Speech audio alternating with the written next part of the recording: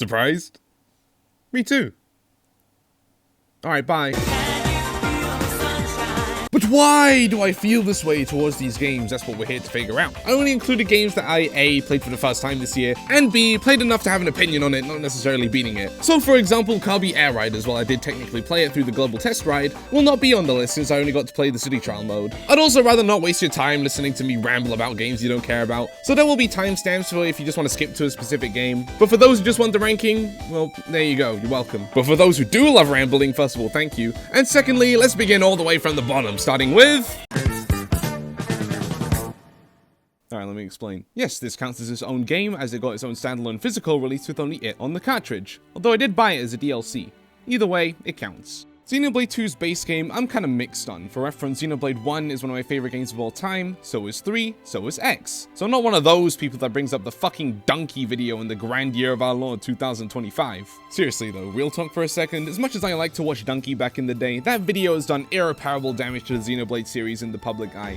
I swear, on every Xenoblade related post I see on Twitter, there's always that one guy is like, oh my god, Donkey warned me about this game. Like, we cannot be serious, please, for the love of God, form your own opinions, people. Tangent aside, I think Xenoblade 2 has a lot to love and a lot that isn't so great, so I think the game overall for me is alright. Battle system is fun, world's incredible, story is great, characters are too, but things like voice direction, some character designs, wonky pacing here and there, bad tutorials, and Torna existing did kind of bring the game down for me quite a bit. Luckily for me though, Torna the Golden Country seems to solve most of these issues. Since it's meant to be a shorter experience, the pacing is nice and tight. I love the cast of characters it has, with Jin being my favorite character from 2, so him being a main character is great. Mythra has a smash outfit as an equipable, which I vastly prefer to a normal design. I think the black tights really do bring the whole thing together. The battle system is as fun as ever, even bringing in a new mechanic where you can switch character and they do an attack which can come in and lead to more combos. And exploring the environments as they were in the past is really cool. I'm a sucker for this kind of stuff in games. Although one thing that's been nagging me is the fact this DLC is supposed to be like, what, 20 hours long? I've only spent about 10 so far and I'm already at the final fight. It's not like a race to the finish or anything. I did go out of my way to do a couple side quests here and there. I guess I'm just better at this game than I thought I was. Yeah, that's why this is at the bottom. The worst thing a game can do, in my opinion, is waste your time. I know games, along with any form of entertainment, is considered a waste of time, but what I mean is when its sole purpose is just to waste your time and not do anything engaging or meaningful or anything like that. And that's what this is. A waste of time. You see, the community system works as follows. You do a side quest for someone and they join your community. Get enough people to join, it levels up. Very simple. Earlier on in the game, it asked me to get community level 2. Fair enough, I can do that, so I spend a little bit of time doing that, and yep, that sure was barely fun, but at least I did it. Maybe later it'll ask me to get to level 3. No, fuck you, right before the final boss, get to level 4, you dumb bitch. I'm not gonna do that. Listen, I have other games I could be playing. I already know what gameplay I'm gonna be getting from grinding this shit, so why should I even bother? I just looked up the final cutscene on YouTube. I'm not about to waste 10 hours doing chores for one boss fight. So yeah, Torna was actually pretty good overall, if you only count the first 99% of it. Well, I guess I should say the first 50% of it, because half of it is just grinding this shit to level 4. Yeah, fuck you. Why did they even do this? It's a DLC for an already full-on JRPG. Did they need to add more fluff to it? This is probably my biggest letdown of the year, because like I said, I was really enjoying myself right up until the end. And while I did play games I did dislike more and are more flawed, this one is at the bottom kind of as a representation of how I felt when I reached the end. Please don't crucify me, Xenoblade fans. Yes, I didn't like the donkey video. Please, we're good, I swear, I swear. Alright, a little bit more explaining to do. Shadow the Hedgehog Reloaded is a ROM hack of Shadow the Hedgehog, or Shadow 05 as I'll just be calling it from now on, and it basically acts as a modern remaster of the game. Some improved visuals, bug fixes, tighter controls, adding things like S-ranks, red rings, and minor level tweaks to help with pacing, and most importantly, lowering the requirements to beat the game. For those of you who don't know, in the original Shadow 05, you needed to complete all 10 of the endings from all the different paths to get to the true final boss, which meant playing every stage at least twice, many of which more than that, especially Westopolis being played a whole 10 times being the first level and all. Here you only need to get 3 of the endings, which is an absolute godsend, but I went for 5 just so I played every single level the game had to offer. Another big change, they lowered the requirements in the missions in each stage. You see, in the original you had tasks like kill every enemy in the stage or find every object in the stage, but now in Reloaded you only need to find most of them, which holy shit, thank Christ, that was the main thing putting me off the original game. All that being said, the game is still Shadow 05, which in my opinion is still a fundamentally flawed game. I did actually really enjoy the neutral route where the goal is just to get to the end of each level. That was pretty fun. The true final boss was pretty cool. Yep, that's it. Yeah, not a huge fan of this one, but huge props to the devs of Shadow Reloaded, because honestly, they did what they could for this game, and I would still highly recommend this version to anyone who wants to play Shadow 05 in this day and age. Bro, what the fuck? Who said that? Give me that controller. Hey, no, hey! And that mic too. All this shit is optional. When I played this game as a child, I love the fact that you had all these options. Like, you had a damn hedgehog running around with a gun in Chicago with aliens flying around telling you what to do. And the fact that choosing what to do in each level impacts the next destination is awesome. And I think it adds a layer of non-linear gameplay to a game with decently linear levels, spicing things up. And I really like that. For example, when you play a stage, you can find up to 5 keys to unlock a secret room with either a special gun or a cool vehicle. You can also get cool perks depending on if you kill the so-called good guys or the bad guys. And you could take it if you wanted to pick a side, or you could just do whatever the fuck you want, because it's all about fun. Like, you can kill a bunch of bad guys and get a speed boost through the stage, or you can use Chaos Blast if you want to kill a bunch of good guys and just goof around. But when you're done with that, then you can complete challenges here and there and unlock different levels on different paths, especially if it's a challenge that's not too bad or not too tedious, such as the Egg Blimp, the Eggman Blimp thing in the Iron Jungle stage that you gotta take down on path to the hero side. Plus, I think to an extent, nostalgia makes the game look way better than it actually is in my eyes. However, if Shadow himself put a gun to my head and said, play my game, yes, the one from 2005, the first game with the guns, you must play now, then I'd be like, yeah man, yeah, no, you can put the gun down, buddy. You can put the gun. Like, I'm gonna be having a good time. Come on now, like. But maybe if he told me to 100% that shit, then I'll probably be dead. Give me, stop this, it's not even your video! What about the flying saucers?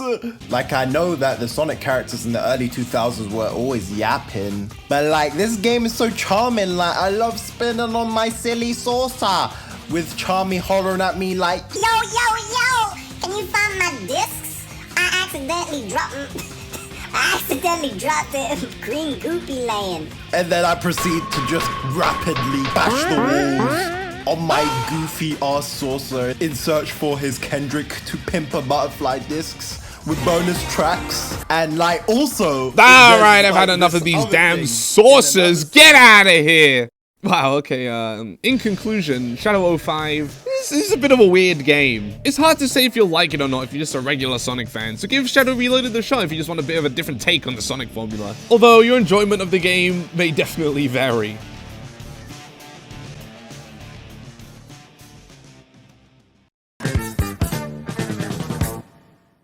I love puzzle games. And Blueprints is the kind of puzzle game that dug deep into my brain and didn't let go. Its complex mysteries weave brilliantly into the careful decision-making on how to lay out the mansion's rooms at each randomized run, leaving me building floor plans in my sleep almost every night after I played it. The story that slowly emerges within this fascinating place is also a compelling one, and it had me hungrily hunting for clues and combinations for many hours after I reached the credits, while also poetically tying them into the mechanics that led you to them. Hitting a dead end you did everything in your power to avoid can frustrate from time to time, but this sprawling estate had so much to uncover that the randomness never stalled my progress for too long. If The Witness, Portal, and Myst are already emblazoned on the Mount Rushmore of first-person puzzle games, I wouldn't be surprised to see Blueprints carved alongside them soon enough.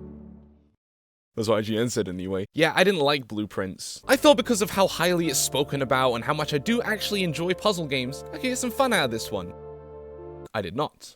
The puzzles in Blueprints aren't immediately presented to you, rather the entire game is one big puzzle that you need to find all the pieces to. The problem that I have is that it's completely random, and in the 10 hours or so I played, I felt like I barely made any progress at all. Most of my runs, I gained no new information, and the very few that I did, the information was completely useless to me. Imagine you're sitting at a table trying to build a jigsaw puzzle, but you only occasionally get given a random new piece, and the picture you're trying to build looks like this. The only times it got anything useful to me was the foundation elevator to work, fuck knows what this does, and the lever to the leftmost ending room door in the secret garden, which contains a very hard puzzle where you need to point the arrows towards a fountain. Ooh, one of the best of our time right here, guys. I can definitely see why people like this game. It's definitely for a specific taste that I just do not have. It's absolutely not for me. But that's why this is my video and my thoughts and my opinions. It just felt like for me, I just spent most of the time walking around not getting much done. If after 10 hours I'm not progressing and not really enjoying it anymore, surprise surprise, I'm not gonna want to play anymore. Because as mentioned in previous sections, the worst thing a game can do is feel like a waste of time. Like I said before, I do actually love puzzle games. Portal 2 is one of my favorite games, period. Superliminal? Yes, please. Zelda? Yes, please. Ace Attorney? Yeah, that counts. Fuck you. Yes, please. Maybe it's the roguelike part of its DNA that ruins it for me. Although with other roguelikes like Isaac or Hades, there's at least an actual game there you can tangibly improve at no matter what your luck is. With Blueprints, I feel like you don't have any control whether a run is good or not, and if there is a way to improve what rooms you get, I didn't get it because it's probably hidden the most cryptic way possible. If a giant roguelike puzzle game full of cryptic puzzles and requires you to take notes sounds like your thing, absolutely by all means go for this one. It is not a bad game in the slightest, just a bad fit for me personally.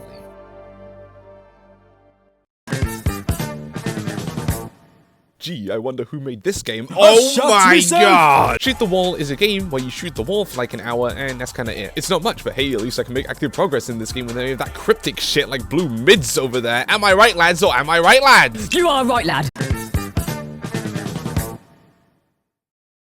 Alright, hear me out. Sonic and the Black Knight, surprisingly, is looked upon quite fondly within the Sonic community, mostly due to people gassing up its story as one of the best in the series. Why do I stand on this? I mean, it's a fucking Sonic story. There aren't many good stories to begin with, let's be real here. It's not Adventure 2 or Unleashed or anything like that, but it's no Lost World or Forces either, that's for fucking sure. I played this game on Dolphin with a Wii Remote for the full experience, and I'll be honest, I was fully expecting this game to suck complete ass. But surprisingly, it's actually pretty alright. Not mind-blowing by any means, I mostly just wiggled the Wii Remote and held forward the whole time. But something about the environment, story, music, characters, and voice acting, it all came together to make a really surprisingly solid experience. I mean, seriously, this might just be my favorite overall Sonic OST of all time. I mean, just listen to some of this.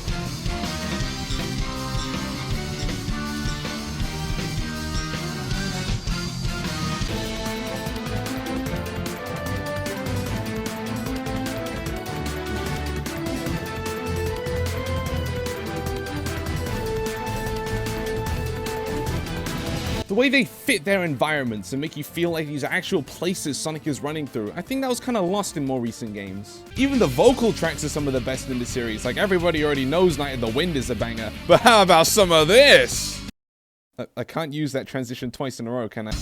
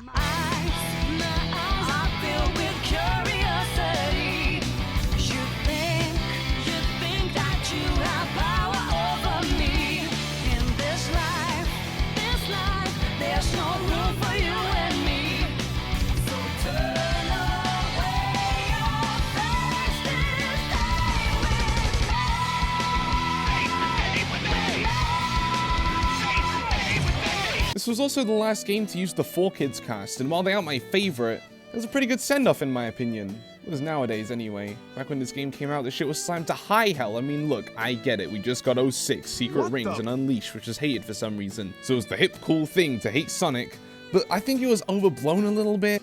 Overall, I would actually recommend this game if you want something relatively short and Wii Remote based. No beating around the bush, this is one of the weakest Ace Attorney games case-wise. The only reason I prefer it over games like Apollo or Spirit of Justice is because the gameplay is actually a game instead of a visual novel. Nothing wrong with visual novels or anything, it's just really cool to explore these environments and actually go up to the characters to speak to them. But yeah, cases 1, 2, and 5 are just kinda alright, with 5 suffering a lot from bloat and not being very interesting to explore. 4 is probably my favorite case of the game since it delves into Edro's past a little bit and shows how him and Gumshoe met. Case 3? Yeah, overall this game is just kinda alright. I would still recommend it to any Ace Attorney fans who haven't played it yet, even if so you can only play the sequel. To everyone else, I mean, what are you waiting for? The original trilogy is like always on sale, go buy it now! Yep, that sure was a Games for Impact. I liked it for what it was, but it's nothing too crazy, just a touching story about a family needing to listen to each other for once. It's not really subtle or anything in its messaging, and the voice acting can be kinda wonky sometimes, but its visuals and character designs were really neat looking, and it was kinda fun running around looking for these collectibles. Definitely worth picking up if you want a short but sweet game. Post-Void? What happens before the Void? This game is pretty good, albeit pretty short too. Pretty much only got it because it's bundled in with Mullet MadJack that plays very similarly. But yeah, it's a pretty good fast-paced FPS, I had fun with it. Thumbs up. Maybe even 2. This is like 3 games in 1, what a steal! Didn't think I'd be playing this of all games this year, but it's here and it's okay. As a 2D platformer, it is fine. It controls nicely and the signature Kirby copy abilities are pretty fun. The levels are fine too, albeit not very memorable, just kinda harmless. But the platformer part is just one aspect to this game, for we also have all these extra modes! DDD Tour is a sort of speedrun mode where you control King Dedede. It's fine. DDD Drum Dash is a rhythm game of sorts where you bounce on these drums. It's fine. Kirby Fighters! It's fine. The Arena! It's fine. Noticing a theme here yet? Yeah, this game is just fine if you have a 3DS and want a simple 2D platformer to kind of turn your brain off to, and you just hate that damn plumber, then go for it. Otherwise, I wouldn't say this is a must-play or anything.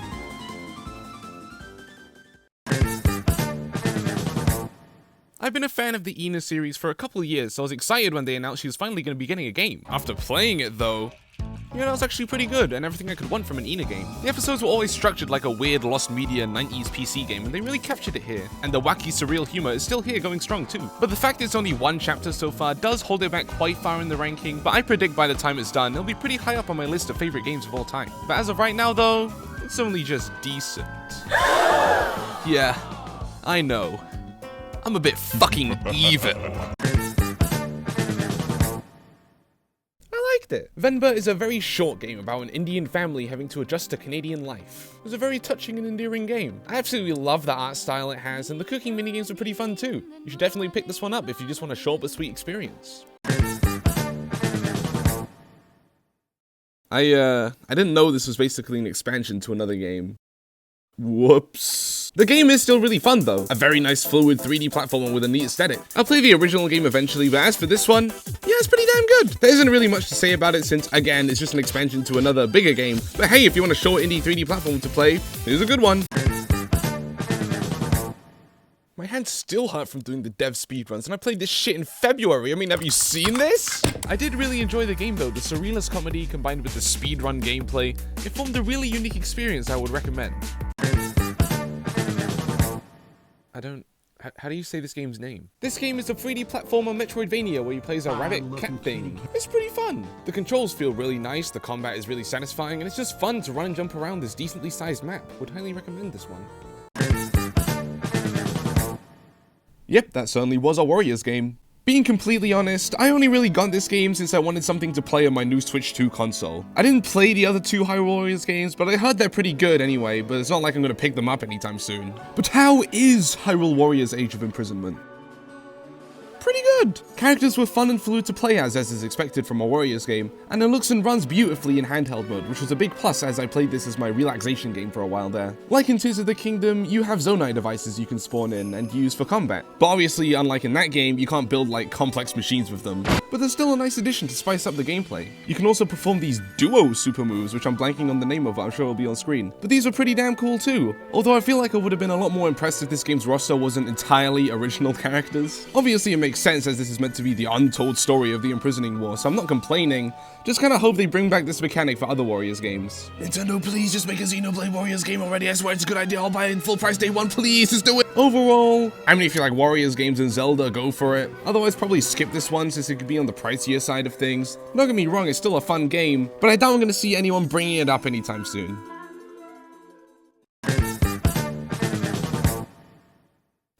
I mean, it's fine. The newest entry in the Pokemon series is here, and to be honest, I wasn't all that hyped going into it. The trailers made the game look extremely okay, from the map just being the city, to all the new megas being an extremely mixed bag, and after playing the game, it was in fact just okay. Pretty damn fun, don't get me wrong, but the game itself is just kind of overall okay. Positives first, the game itself is really fun mechanically. Legends Arceus is one of, if not my favorite Pokemon games to date, so the catching, dodging, and sneaking mechanics still being here and accounted for is great. It was to the point where completing the Pokédex was actually a pretty fun experience, which is coming from someone who has never actually done that before. Side quests, while not being too complicated or in-depth, were actually pretty fun and satisfying to complete too, and that's coming from someone who, again, basically never bothers doing this kind of thing in games. The new battle system is, well, we'll get back to it, but for now, I'll say it's fine enough. I do like the ZA Royale itself though. Battling trainers while also fulfilling side tasks to gain more points towards your challenger ticket is pretty fun.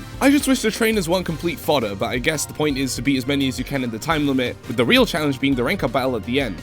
Even though they aren't much of a challenge themselves, but you know, the thought was there. It's a bit of a shame too, since the music is absolutely incredible as tradition for Pokemon, with some of my favorites being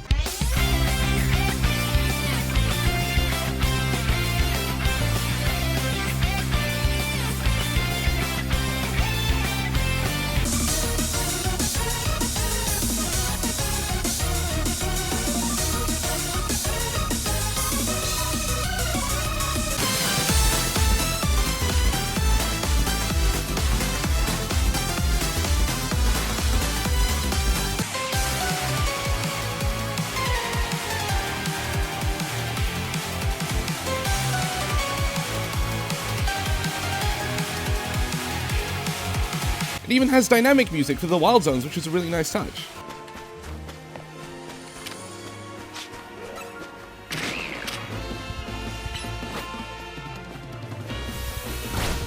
The fact that there's so many character customization options this time around is incredible. Kind of a shame it took until now to get this level of customization, but hey, it's here. And it's great. Some of the new megas I think are really great. Standouts for me being, you know, Victory Bell, Phalanx, Drampa, Hawlucha, Dragonite. Excadrill I think looks really funny even though he gets a lot of hate. Ember and Chestnut were some of my favorites surprisingly, even though I never really cared for their base forms. Malamar as well, I'll chuck into that pile. What else is there?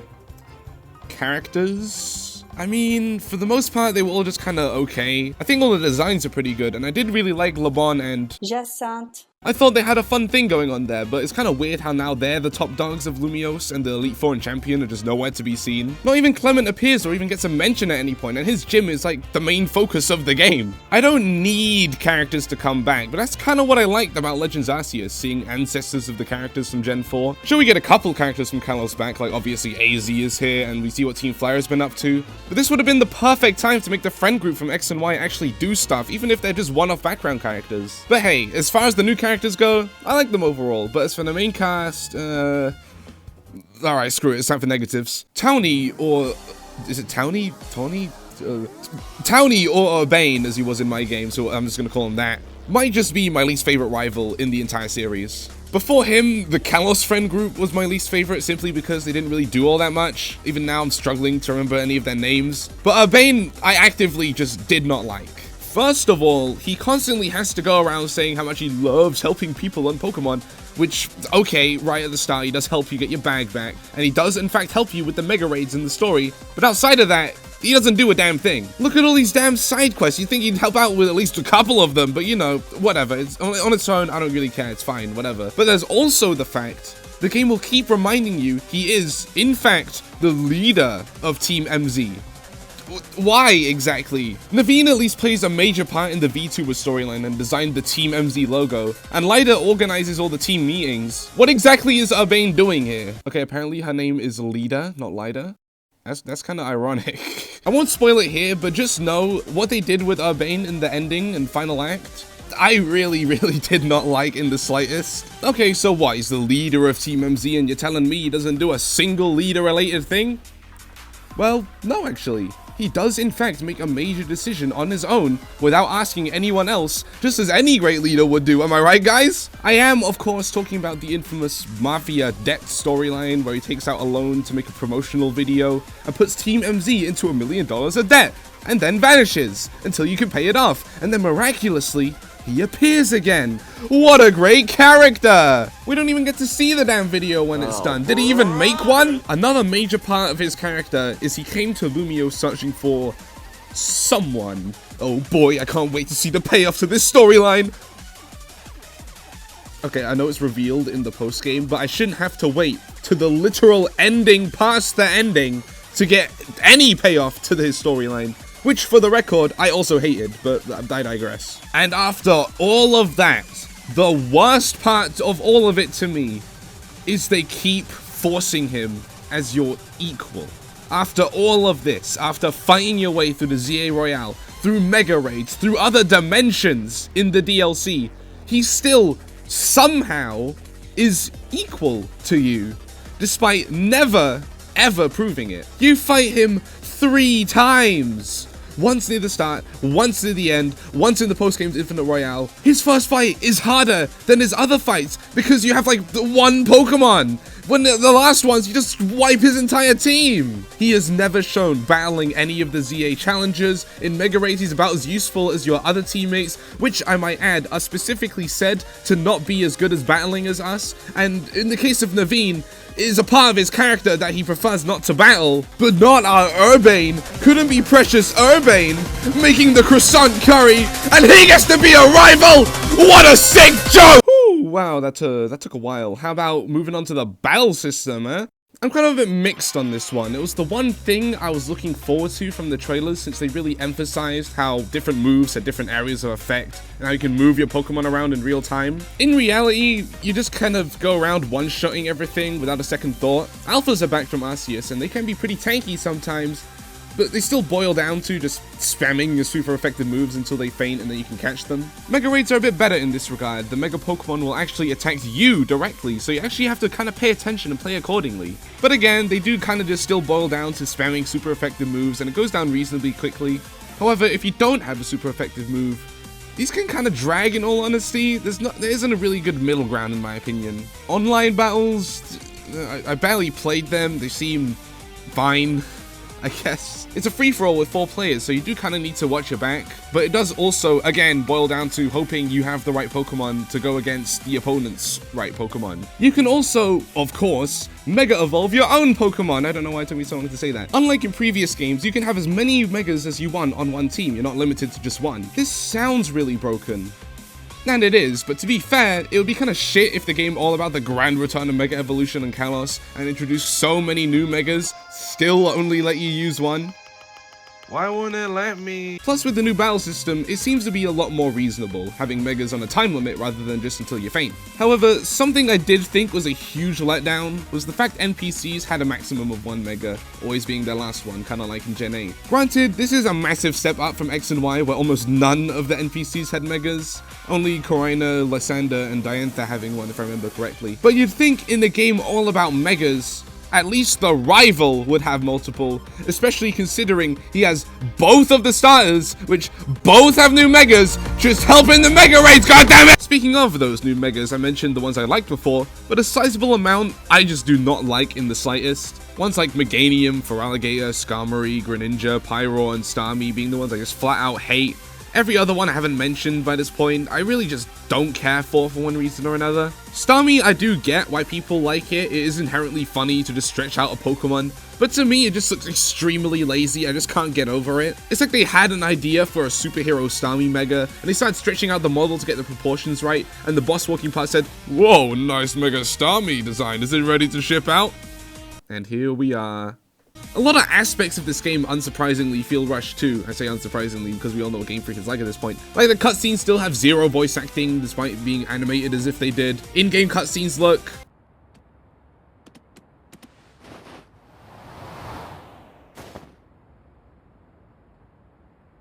wow. Buildings are just completely flat even on the Switch 2 version, and it just looks absolutely terrible, I'm sorry. Especially when sometimes they just attach an actually modeled front door or something. Most stores you can naturally buy multiple of the same item one, but for stands, for some reason, you don't have this same privilege. Similar thing with changing your furfro style. In the original X and Y, you couldn't see what your hair was like when choosing it in the salon, which was fixed in here. But apparently, they didn't care enough to do the same for the furfro salon. Pokemon are still not able to keep up with you, and their pathfinding can sometimes be all over the damn place. Want to switch to a full team of shiny flaffies? Better make sure you empty your entire party out first, because I can't possibly think of any way we can swap these 6 Pokemon. You can see in this side quest, we're driving around the city in a taxi.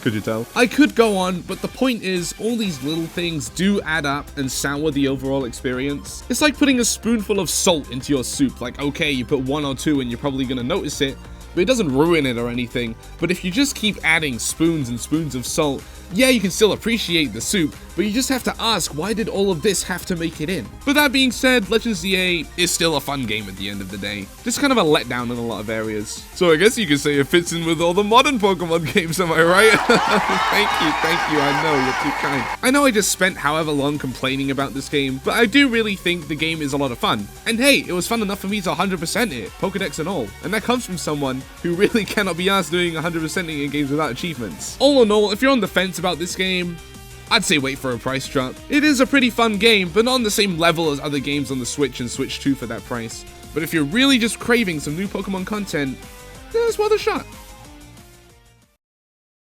What the hell was happening there?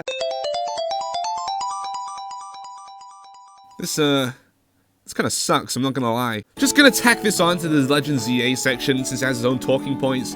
But just know, if I rank them separately, this would be nearer to the bottom of the list, probably like bottom 4 or 5. It's pretty bad. Alright, again, positives first. Ansha is a pretty neat character, I guess. She can make donuts for Hooper, which will have different effects in the Mega Dimension, things like higher move power, shiny odds, more items, stuff like that. I also think the cooking cutscene is really cute. Character-wise, the whole deal is she is the daughter of Diantha, who's apparently off filming a new movie at the time of this game. Which, hey, I'm glad we got an explanation for one of the characters that are not in the base game. Still doesn't solve the mystery of everyone else, but whatever, I'll take it. And her motivation is she wants to find a legendary Pokemon to give to her mother, which is kinda sweet. Karina from X and Y is back, and she's sporting a new outfit covered in Mega Stones. One of my gripes with the base game was the trainers only having 1 Mega, so finally having a trainer with a full team of Megas is a really great breath of fresh air. She has one. And apparently her name is Karina, not Karina, like I've been saying it. Whoops. As for the new Megas in the DLC, I like Mega Golux, Staraptor, Chimecho. I'm on a roll today. I think those 3 look really good, and speaking of looking really good, it's nice how you can unlock the clothes and hairstyles from the Royale challenges. Even though it should have been in the base game. Alright, screw it, it's time for negatives. First and foremost, the Mega Dimension itself. It sucks. There's something like 5 variants, all with the same assets from the normal city, just painted white, and it gets really old really fast. Apart from the sewers, apparently. What the hell? They just ripped it. While in hyperspace, don't know why they didn't call it mega space, but whatever, you can catch Pokemon, obviously. Some from the base game, and some from other games, which is, whatever, fine, you gotta sell your DLC somehow. This also means there's a new Pokédex to fill out, and man, does this suck. Unlike the base Pokédex, filling this one is just pretty much pure RNG, because you can't decide what Pokemon spawn in a given portal. So you basically have to keep resetting until you get the portal with the Pokemon you want, and you just sit at the bench over and over and over again, and I just didn't even bother at a certain point. I swear, regional forms are just insanely rare for whatever reason. I couldn't find them to get their exclusive evolutions, I just gave up. And don't even get me started on the legendaries, dear lord. You can only find legendaries in 5-star portals, and for each one, you need to do a special scan. How do you do a special scan? Fill up this bar. every single time. You got a battle zone from the scan? Grind again. Oh, is it a Excalibur portal? Time to grind. It's just not fun. It just feels like a fuck you to anyone who wants to catch them all. This is all post-DLC stuff. I guess you can just kind of ignore it at the end of the day. As for main progression, you just fill up the bar so you can go fight a new Mega Raid. And you can also find these bonus balls in each given hyperspace for some goodies. If you complete all the tasks in a given hyperspace, you get a golden bonus ball for some better goodies. It's a fine gameplay loop. It's just not all that in depth. You just run around, catch Pokemon, do your tasks, and then you fill up the meter. After filling up the meter, you can do one of these new Mega Raids with one of these new Mega Evolutions. I mentioned the 3 that I like before, but those are literally the only 3 that I like from the DLC. The rest of them, I just really do not like or care for, one or the other. Most of them just look extremely lazy, like you're telling me the only thing they could think of for Mega Magina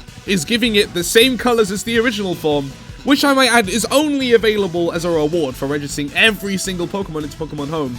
And that's it, that's the whole Mega. It's just different colors and you're floating gears. Wow, incredible. Round of applause, Game Freak. Tatsugiri, Zero Aura, Scovillain, Glycopod, Garchomp Z, they all look like they were made in an afternoon all at once. And some I just flat out don't like Mega Lucario Z.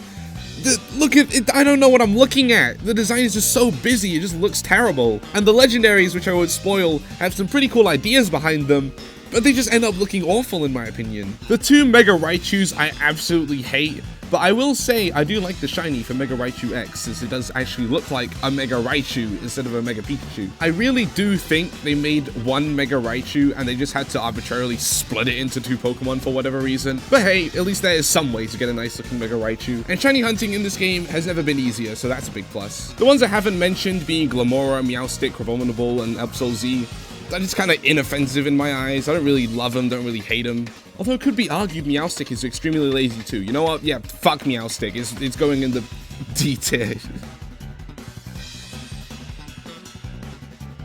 It also comes with like 100 new side quests, which is nice, even if they're all pretty shallow. But if you're like me and you enjoy doing all the side quests in the base game, getting some more is a really nice addition. Although I know for most people it is not going to be a game changer. Also in the Mega Dimension there's... oh no, that's all its features. That's all it has to offer. Do you see the problem here? I'm not really sure what the general opinion on this DLC is, but I would be shocked to see anyone defend it because it commits a sin even worse than being overpriced. It's just not very fun. Running around the same 5 or so areas doing the same thing for hours on end is just not very fun. It makes shiny hunting pretty easy, I guess, but it's so insanely easy to do in the base game, it doesn't really make a difference. Sure, you get a whole lot of side quests, but like in the base game, most of them boil down to give me the new Pokemon. Fight me with the new Pokemon. So it's not exactly what I would call substantial content. It just feels so lazily thrown together from just blatantly ripping areas of the city without changing any new layouts. To some of the new Mega designs, to the Pokemon pathfinding being absolutely horrible. Seriously, it's like they didn't even playtest this for more than an hour. I mean, look at this. I want to catch this Hisuian Avalok, but there's only a little time remaining. I tried to use a ball, but it gets out. And you have to make it faint to use the catch window. Leon, use close combat!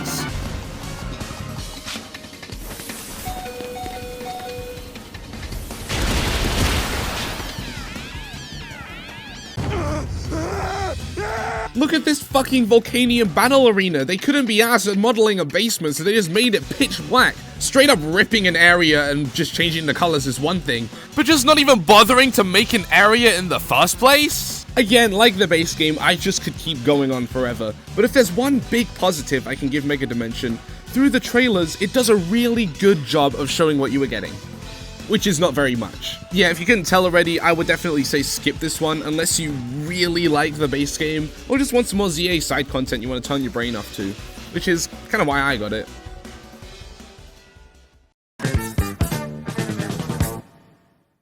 What even is the general opinion on this game? I know people hated this game back in the day for being generic and forcing motion controls, but in the last couple of years, I've seen a lot more fans of this game popping up, and I tend to agree with the latter group. Skyward Sword is a damn good game when played with normal controls. I did not play with motion controls, I'm not even going to attempt that. Although, I find there isn't much to say about it. I'm sure the bigger Zelda fans more familiar with the series' design philosophies and lore have a lot more to say with this one. Heck, even I'm guilty of that for a forgettable game in the series that I really like. But as a casual Zelda fan, yeah, it was a great time. The different areas and gimmicks gimmicks were really fun, dungeons and puzzles were amazing, albeit not insanely challenging or anything. Combat was really fun, the story and characters were charming and memorable, and isn't that just what games should be at the end of the day? Just fun. I highly recommend Skyward Sword to anyone who wants to get into traditional Zelda, as this is a very good gateway game as opposed to something like, I don't know, Ocarina of Time, which can kind of show its age in a couple areas. Give this one a shot.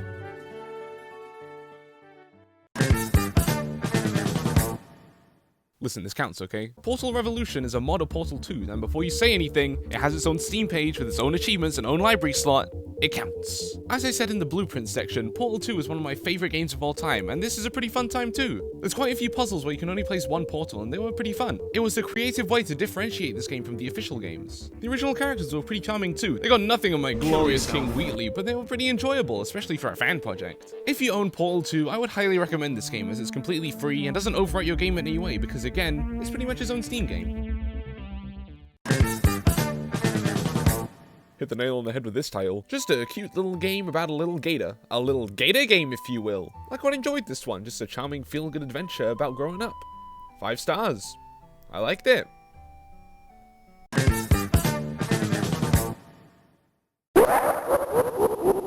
Bit of a random one, considering I'm not huge on turn-based RPGs. For reference, the only other Final Fantasy game I played before this was 7, and needless to say, I didn't like it very much. But after going on a bit of a Pokemon binge last year, playing Generations 4 to 7 for the first time, and my friend recommending this game to me, I was willing to give it a shot. Now, I'm not about to lie and say I never used the 4x EXP and turn off random encounters button, because I absolutely did. Does that make me a fake fan? Probably. It's not like I used these and I hated the game anyway. I actually quite enjoyed this one. The story was actually surprisingly quite good and the main thing that kept me going. Especially Kefka, he was easily the highlight. In the interest of keeping this video as spoiler-free as possible, I won't go into too much detail, but hey, this game's older than I am. I'm sure you already know all about him, but if you don't, hey, that means you can play the game too. The sprite work in this game is really nice too, especially in this remaster. These little pixelated guys are so expressive and very charming. I loved all their little animations, and that Opera House section was just great. I really wasn't expecting to hear singing in an SNES remaster. I was just taken aback by how nice it all looks and how crazy some of the attack effects got. I'm not even mentioning the music. This is the main reason I was able to stomach these turn-based fights when I'm just jamming out to shit like this.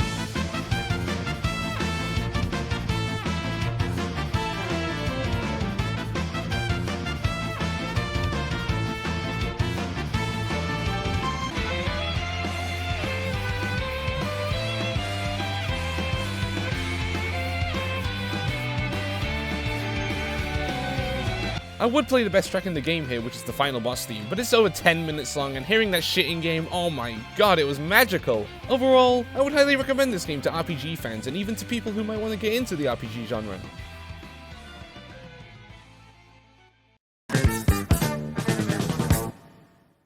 And stop staring at me with them big old eyes! Bayonetta Origins, Cereza and the Lost Demon, is a game I kinda forgot existed for the longest time. Don't get me wrong, I really do like the other 3 Bayonetta games, but this one always kinda slipped my mind, and after playing it, yeah, it's pretty good. However, if you told me that this was his own game, not connected to any pre-existing series, I would have easily believed you. Don't get me wrong, I do love the art style, and the gameplay is unique and pretty fun, but it doesn't exactly scream Bayonetta to me. The game kind of plays like a co-op game that you play by yourself, with the left half of your controller controlling Cereza, and the right half controlling Cheshire, the titular Lost Demon. This leads to some decently fun puzzles and combat interactions, although after a while they do kind of get a bit stale. Cheshire can get other moves, but it does kind of boil down to mashing ZR over and over again and holding it when the button prompt appears. Don't get me wrong, it's not bad or anything, but just compare this to the main series games.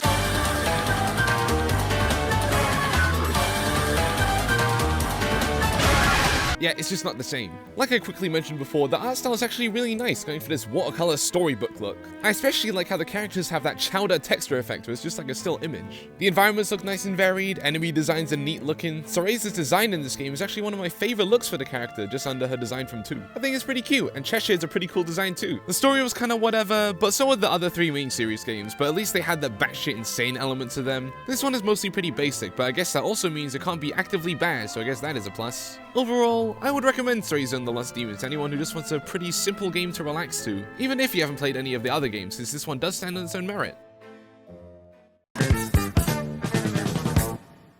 Oh yeah, baby. Bit of a weird one considering I've never been much of a Marvel guy. In fact, I've never even seen a Marvel movie before. Well, that's not entirely true. Funnily enough, me and one of my friends started watching all the MCU movies around the time of me playing this game. If you want my ranking, be sure to like the video and comment below and I'll make a separate video for all of them. Just kidding, I'm just gonna go through them really fast. I mean, it's alright. It's the biggest piece of dog shit. I mean, it's alright. I mean, it's alright. I mean, it's alright. It's the biggest piece of dog shit. I mean, it's alright. I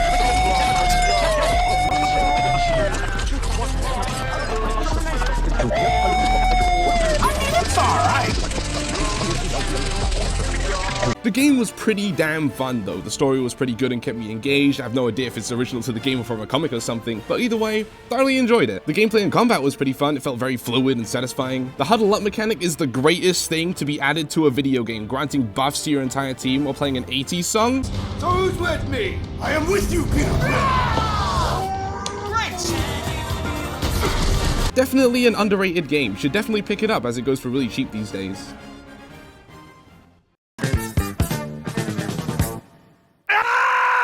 I've always wanted to play Sonic Unleashed, but I never had the means to. But those days are over with Unleashed Recompiled, baby! A fan-made PC port of Sonic Unleashed that runs at a stable frame rate and comes with a couple extra features. Now what did I think of Sonic Unleashed? I mean, you can see where it scored. It should be a pretty good indicator. I liked it. I was fully expecting the Werehog to be fucking abysmal the way people were treating it over the years, but surprisingly, I actually quite enjoyed it. Like, yeah, I'd rather be playing the day stages, but I was never like, oh my god, not another one of these. I actually had quite a bit of fun with these. I might even go as far to say Werehog combat is better than Frontier's combat. Is that a hot take? Maybe? Probably not. The music in these stages is amazing, going for a slower, funkier vibe while still keeping to the themes of the levels. Platforming with the Werehog was surprisingly fun too, trying to speed through these slower, more technical levels, I guess you could say. It was a fun change of pace from the day stages. Speaking of, how about those day stages, huh? Taking the boost gameplay from Rush a couple of years prior and translating it into 3D for the first time was an interesting idea to be sure, and it definitely paid off as, yep, these are easily some of the best boost stages we've seen from Sonic. The environments are absolutely gorgeous, especially now you can see them in a frame rate higher than Google Slides. The level design constantly encouraging more speed and reaction time. The music is absolutely incredible, easily one of the best Sonic OSTs we've seen, really capturing this world adventure style. Seriously, how did people hate this game back then? Obviously, I'm not saying the game is perfect by any means. I think the medal system is completely awful. I was always missing at least a couple levels, especially from the day stages, so instead of blasting through them as fast as possible, I had to slowly go around and look for these things. It was just kind of annoying. I don't mind them in the night stages nearly as much, since they're already a lot slower. It kind of encourages this kind of play, but in the day, That's okay. You can keep it. Eggman Land is probably the most infamous level from this game, maybe from a Boost Sonic game in general. And yeah, I can't really say I'm a fan. Listen, I don't mind having harder levels, and the boost parts in this stage are actually really fun. Challenging, but fun. The Werehog parts, however, That's okay. I guess since it's the last level, it might have left a bitter taste in a lot of people's mouths, but the final boss section was incredible in my opinion. Flying towards that Gaia with Chip was kind of boring in all honesty, but the mini boost stages in between were super cool and fun. And the Supersonic section, while not being anything incredible gameplay-wise, the music, environment, scale, and spectacle all came together to create the perfect send-off to bigger budget Sonic games. And I really do hope we get something like this in the future too. Overall, I would highly recommend Sonic Unleashed Recompiled, especially to any Sonic fans who have yet to try it.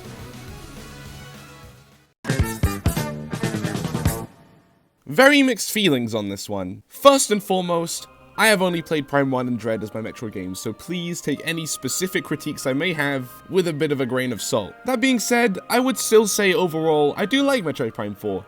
However, there are definitely some hiccups along the way. Starting off small and working our way up, this game controls absolutely beautifully. I thought Prime Remastered's hybrid control scheme was as good as it was gonna get, but nothing can beat good old-fashioned mouse controls, and damn is it good. It's so seamless using the left Joy-Con for your movement and the right Joy-Con mouse for aiming and shooting, and the best part is at any point you can just pick up your mouse Joy-Con and use it as either a normal controller or as a Wii Remote equivalent. And please make a Kid Icarus Switch 2 game, Nintendo, the control scheme is right! Visually, the game is absolutely gorgeous too. All these areas look outstanding, both graphically and design-wise, with my favorite probably being the Frozen Lab area. It was just super cool walking around this abandoned Frozen Lab, seeing these frozen freaks of nature and containment. Definitely a highlight for me. Samus herself looks great too. The Viola suit might just be my new favorite suit for her, but that's just because I'm a sucker for black and red color schemes. And hey, look, they even made an amiibo for it.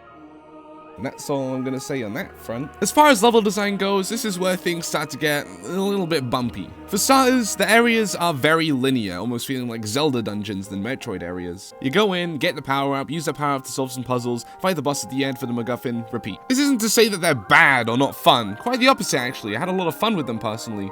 But I can understand why people may not like this aspect to them. The areas don't connect to each other directly, which is a huge shame in my eyes, instead being connected by this one big hub world area a la Hyrule Field, called the Soul Valley. And just like Hyrule Field, you have your own noble steed to ride around called Viola. Viola controls well enough, but the problem lies in the areas you need it for. For those who somehow don't know, Soul Valley has been quite the talking point online, and not for the right reasons. As if you haven't noticed already, it is nearly completely empty. Of course it's not literally empty, there is in fact some stuff you can do here. There are a couple of shrines you can get upgrades from, there's these green rocks. You need to collect these mech parts for the story. There's also that one mini-boss you need to kill for one of those mech parts. That was actually pretty cool. Yeah, that's it. It really does feel like an afterthought because 90% of the time spent in the desert is just breaking these green rocks and nothing else. Sure, the shrines are mildly fun, but the mech parts are literally just a matter of finding it, sending it off to base camp, and that's it. This whole area is by far the weakest part of the game, and I do understand why people despise it so much. Now you may be thinking, okay, sure, there's not much to do in the desert other than those mech parts required for the story, but other than that, it's completely optional. Why would you spend hours in the desert? Well, guess again, it's those green rocks actually required to beat the game. Now, unlike Torna the Golden Country, I actually knew about this going into the game as I saw a fair amount of complaints online, so I did spend a good amount of time going between areas, smashing rocks, and thankfully, by the time I needed them, I had more than enough to keep going. So I personally was not hindered by it, but that does not make it good design in the slightest. However, since it's about my personal experience with these games, it does get to miss out on being slammed to the bottom of the list. It really does just feel unfinished and lazily designed, which makes it stand out so much when the other areas are really fun to go through. It's not even nice to look at. There's just sand for miles and miles, which is a pretty damn big problem when this is by far the area you're going to be spending the most amount of time in. Speaking of miles, Metroid Prime 4 has its own set of characters, which was a point of contention in itself. First we have Miles McKenzie, who was the first one you meet in the tutorial area. Before the game came out, everyone hated his guts and were claiming he ruins the game. Funny how that sentiment died out when the game came out, huh? Yeah, he's corny and overdone, but overall, he's barely even in the game, and definitely not something worth saying ruins the game. I would say a bit more about the other characters, but I'm gonna be so honest, they all do so little that I genuinely did not care for any of them, and have nothing to say on most of them either, which is kind of the problem in and of itself. Most of their dialogue outside of the cutscenes boils down to regurgitating information you learned 5 seconds ago, or telling you what to do when you get stuck for 5 seconds. And yeah, I get why, it's a video game first and foremost, but that's literally all they do and say, with the occasional in-character line about the current situation, and it just makes it really hard to care about them at all as characters. And inside of cutscenes, they're just pretty one-note and predictable, like Miles, but obviously with different notes. Just kind of generic Marines with that one exception of the Samus fangirl, but gee, I wonder what she's all about. I'll save the more spoilery talk for the end, but for now, just know they really want you to care about these people, but I just never saw a reason to. We also have Silex as our main villain of the game. He also, unfortunately, is just kind of whatever, but what little we do get of him, I think he has some real potential as a prime villain going forward. And his design is pretty damn sick too, and hey, they made an amiibo of him too! That's all I'm gonna say on that front. Now, right, it's time to speak about the ending, so here's your spoiler warning. If you just want to know if you should get this game or not, I'd say go for it, even if you haven't tried a Metroid Prime game before. If you're even remotely interested, I'd say it's worth getting, but I'd still probably recommend the first game over it, since A, I think it's better, and B, it's way cheaper. But if you just really want those damn mouse controls, this is definitely a good game worth playing, just with some noticeable bumps along the way. Alright, spoilers for real this time. 3, 2, 1. One thing I absolutely cannot stand in media is fake out deaths. Sure, when they're handled well, they can definitely work and elevate the story, but for the most part, I find they have the exact opposite effect and take away from the initial death or sacrifice. So when you have multiple fake out deaths in a desperate last minute attempt to make me care about these characters I never really did in the first place, it really does not work for me. I just had a blank expression on my face the entire time because I knew either they were gonna live anyway because we need them for the big finale, or they do actually die for some reason, and I still do not care. With that out of the way, the ending absolutely did not do it for me. I genuinely did not think that was the real ending. I thought that was going to be an even more epic and crazier final phase for Silex after you try taking the teleporter, but no, you just leave. That's it? I actually have no idea what they want you to feel in this ending, because I'm not happy I'm abandoning these innocent people who did nothing wrong and helped me get to this point. I'm not exactly sad about it either, because again, I do not care for them in the slightest. Angry? Not really. Disgusted? That's not it. Scared? No, not at all. Yep, I guess I just feel absolutely nothing towards this ending. I can't imagine waiting 18 years for this to be the ending we are left with. I mean, they pretty much just said, get ready for Metroid Prime 5 in 2043. Surprised there isn't any more outcry about it, although let's be fair here. Everyone who complaining about the game before release had absolutely no intention of buying it, let alone beating it. You know who I'm talking about. Like I said before, I do think overall this is a good game worth picking up, even if there are some notable problems. If you watch this far and you're still on the fence about it, even after me spoiling the entire thing, again, I'd say go for it since the good definitely outweighs the bad. And holy shit, why did so many people pretend to care about Metroid? I swear, if all the people complaining about it actually bought the damn games, we wouldn't be waiting 18 years between entries. Relate to this one, aren't I? I have no clue why it took me so long to play OneShot. I had my eye on it for years, but never really had the urge to play it.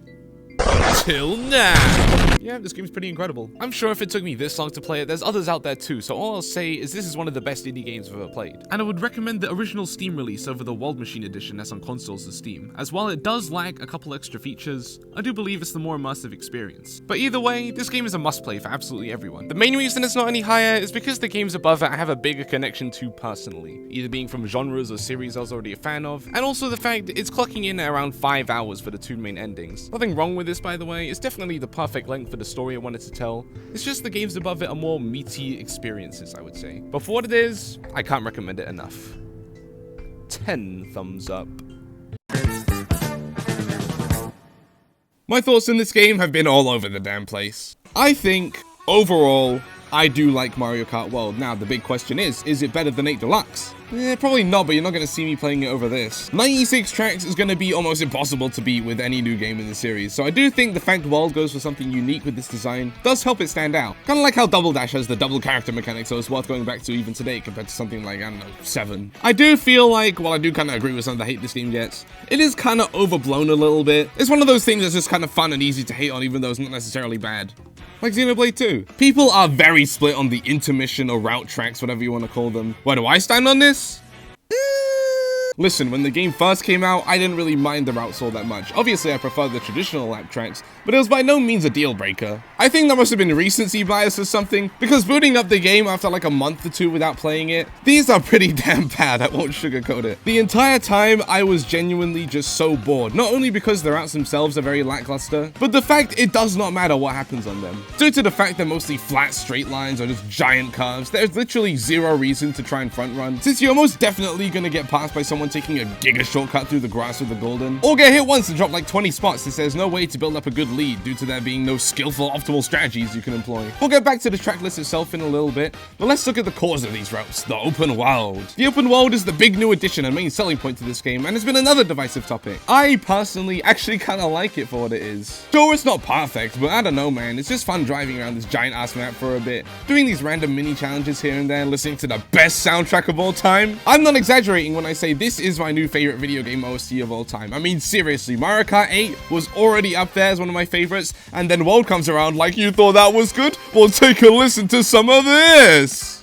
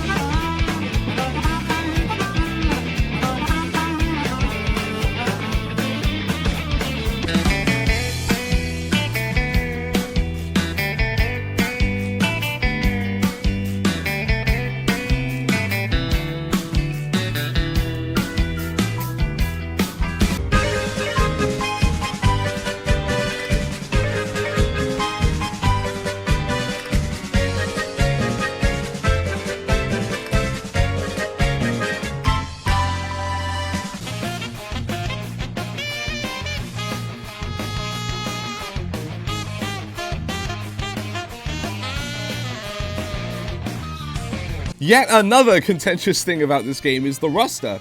And I honestly think people don't give it the credit it deserves. When people complain about it, they usually use that one image where it shows the Mario characters and a bunch of enemies. And while yes, that is in fact the roster, I think people forget there's over 100 costumes in this game that do really spice things up. I would never pick Toad normally, but turn his head into a burger, I'm all over that shit. Unlocking the roster is absolutely awful though, I will agree with the majority on that. I was really hoping some of the enemies would be unlocked through exploring the open world, like maybe you have to race against Fishbone to unlock him. Especially since the costumes are unlocked by eating the different food across the open world, which I actually might add, I do quite like, although I won't deny it probably would have been better if you unlocked at least some of them through doing a challenge or something. Instead, you need to either use a UFO to pick up the character, which was added in an update, which is okay, or you have to use the new Kamek item, and this shit is so ass. I mained Kamek in 8 Deluxe, so seeing him not only reduced to an item, but a bad one at that, was really damn sad. What Kamek does, he just flies forward and transforms everyone into something and puts minor obstacles all over the track. This easily could have been a Wonder Flower or something, but you know,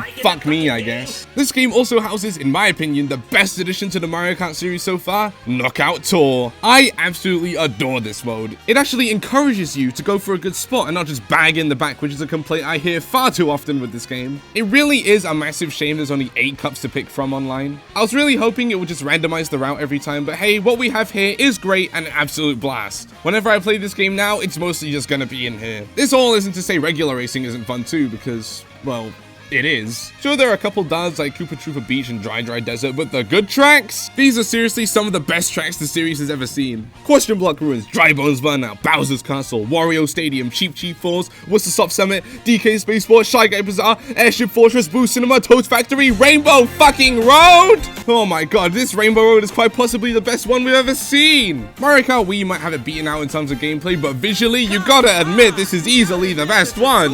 All of this is enhanced even more by the brand new parkour mechanics. Who knew adding a jump button to a Mario game would be a game changer? I can hardly even do some of the crazy shit people are doing online, and that's exactly why I love it. The fact you can do all this insane shit is just really damn cool and gives this game a lot of staying power, even if it has a third of the tracks a Deluxe has. Alright, I've gone this long without mentioning it, I might as well do it now. What do I think of the price? Well, in the UK, a £75 physical and $67 digital.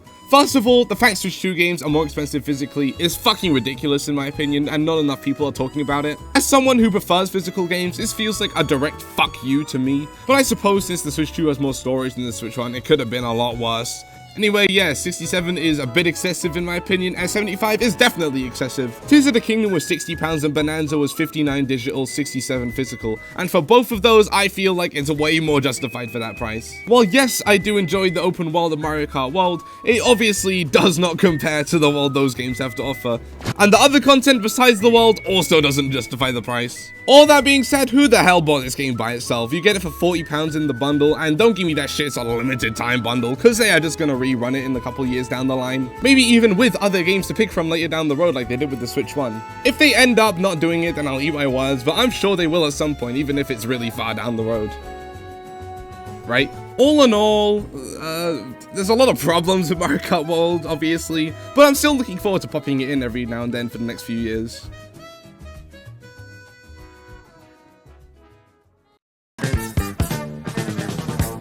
Can you believe I never played Undertale? Alright, cards on the table. I wasn't really planning on playing Deltarune this year, hell, even anytime soon. I was gonna give it a shot when it was fully done in like 2045, but when one of my friends offered to lend me it on Switch via virtual game card, I said, hey, why not? And yeah, it was pretty damn good. Deltarune follows a chapter-by-chapter release format, with each chapter releasing whenever Brody Fox decides to. Did I say Toby Fox? I think I did. You can definitely kinda tell the first couple chapters were made years ago, but that's not to say they're bad or anything. It just shows how much of a higher quality the new chapters 3 and 4 are. Visually, I do like how the game looks. The sprite work is very charming, especially in chapters 3 and 4. Gameplay-wise, yeah, the game's pretty fun. Exploration in the different areas is pretty fun, but where it's really at is these battles. I love how varied even the most basic enemy encounters can be, and the boss fights were especially great fun. All having their own gimmicks and sometimes gameplay styles that were all a blast, my favorite of the bunch being... What a memorable cast of characters too. The antagonists for each chapter stand on their own and leave an impression. Lancer was a fun one. I was happy whenever I got to see him again, just being a little goofball. Rulius Cardius, however the fuck you say it, was a pretty fun recurring character too, especially in chapter 3. Ralsei was a great spin on the selfless, pure-hearted archetype. Susie's character arc, while being pretty basic and predictable, all things considered, was still a great thing to watch unfold. The Bard. And last and certainly not least, Noelle, who was probably my favourite of the bunch. I found every scene she was in either funny or endearing. Her cheerful, timid nature led to some pretty funny bits. So you can probably imagine what I thought when you could optionally take things into a weird route. Hey, don't blame me, that's what the game called it, not me. Alright, calm down. Okay, alright, I get it, calm down! Music is pretty damn good too, with some of my favourites being...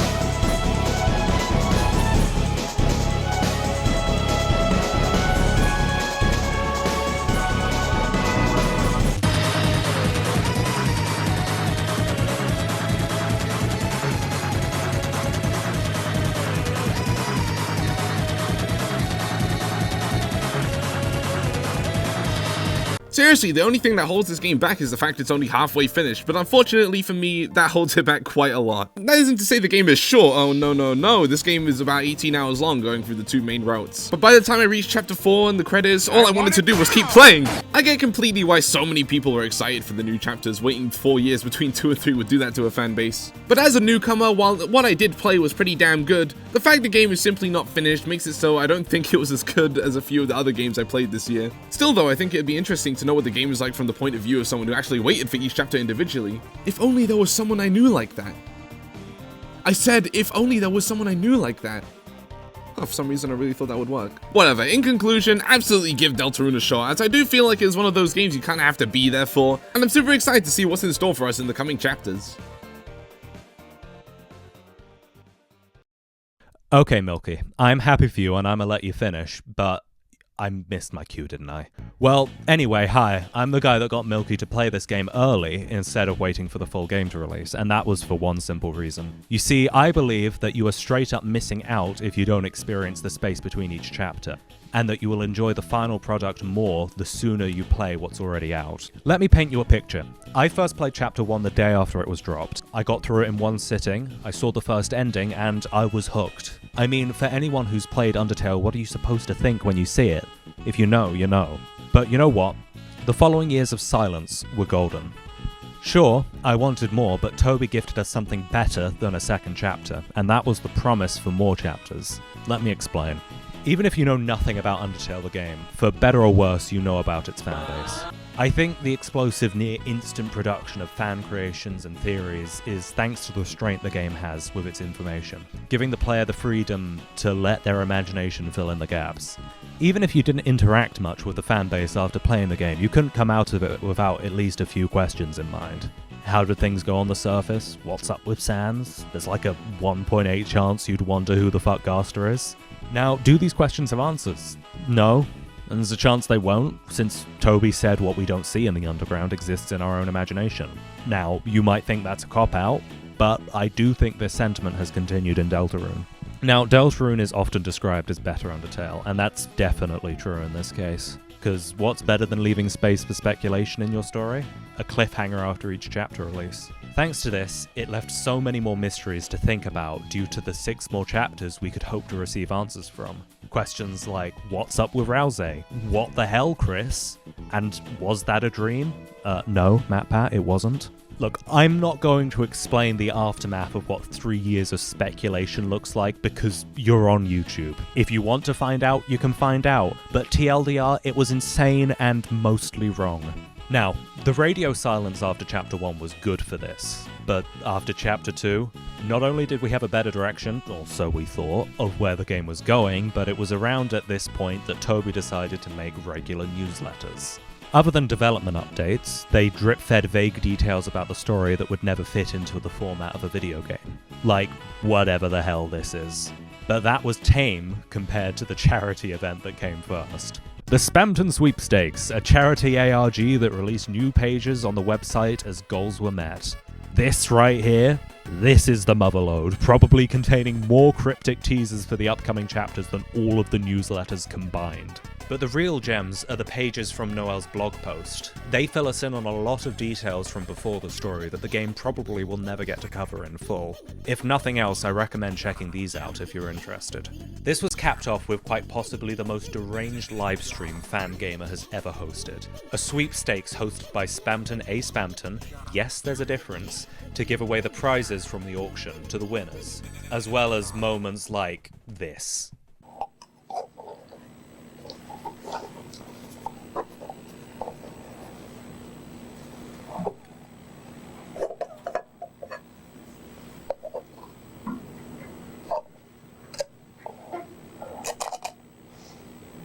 Yeah, it's over 30 minutes of shit like this. Now, did all of this drive the community into madness? Yeah, kinda. But everyone was clearly enjoying it, and it was nowhere near as actively toxic as the Undertale fandom used to be. The worst we have now is people getting overly upset about absurd-sounding theories, like Asriel's Dust, Woody from Toy Story, and Shit and Piss theory. By the way, the last one I mentioned is most likely to be true. The point is, all this stuff is inspiring creativity and imagination, and I think chapters 3 and 4 were designed with the speculation and expectations of its players in mind, especially considering how wrong everyone was. While chapter 3 was experimental at the beginning, it did fall back on being a lot more like the first two until the obligatory final boss fight against its main antagonist. But this was only so that the ending could throw everything we thought we could expect out of the window. If you know, you know. At this point, you could probably take a guess at what my main criticism is. Honestly, I wish chapter 4 had been released at least a month after the third. I know logistically this couldn't have happened, but even Toby recommended having a self-mandated break in between chapters. But thank goodness we didn't get chapter 5 with them as initially planned. And now the cycle has begun again.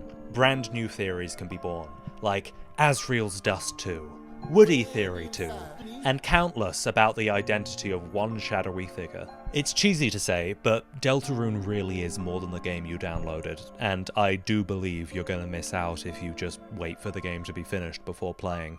So yeah, I'm not sure if this technically counts as a review, but I hope it's at least helpful if you're on the fence about this game.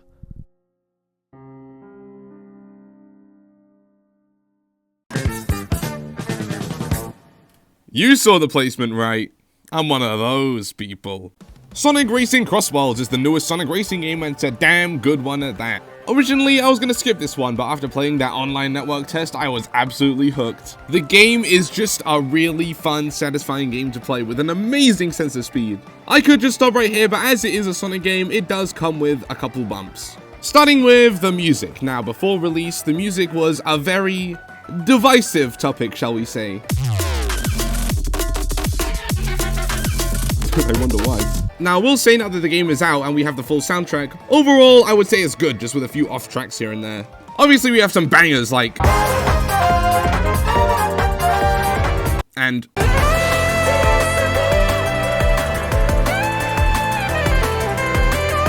but we also have a few duds like... and of course, who could forget...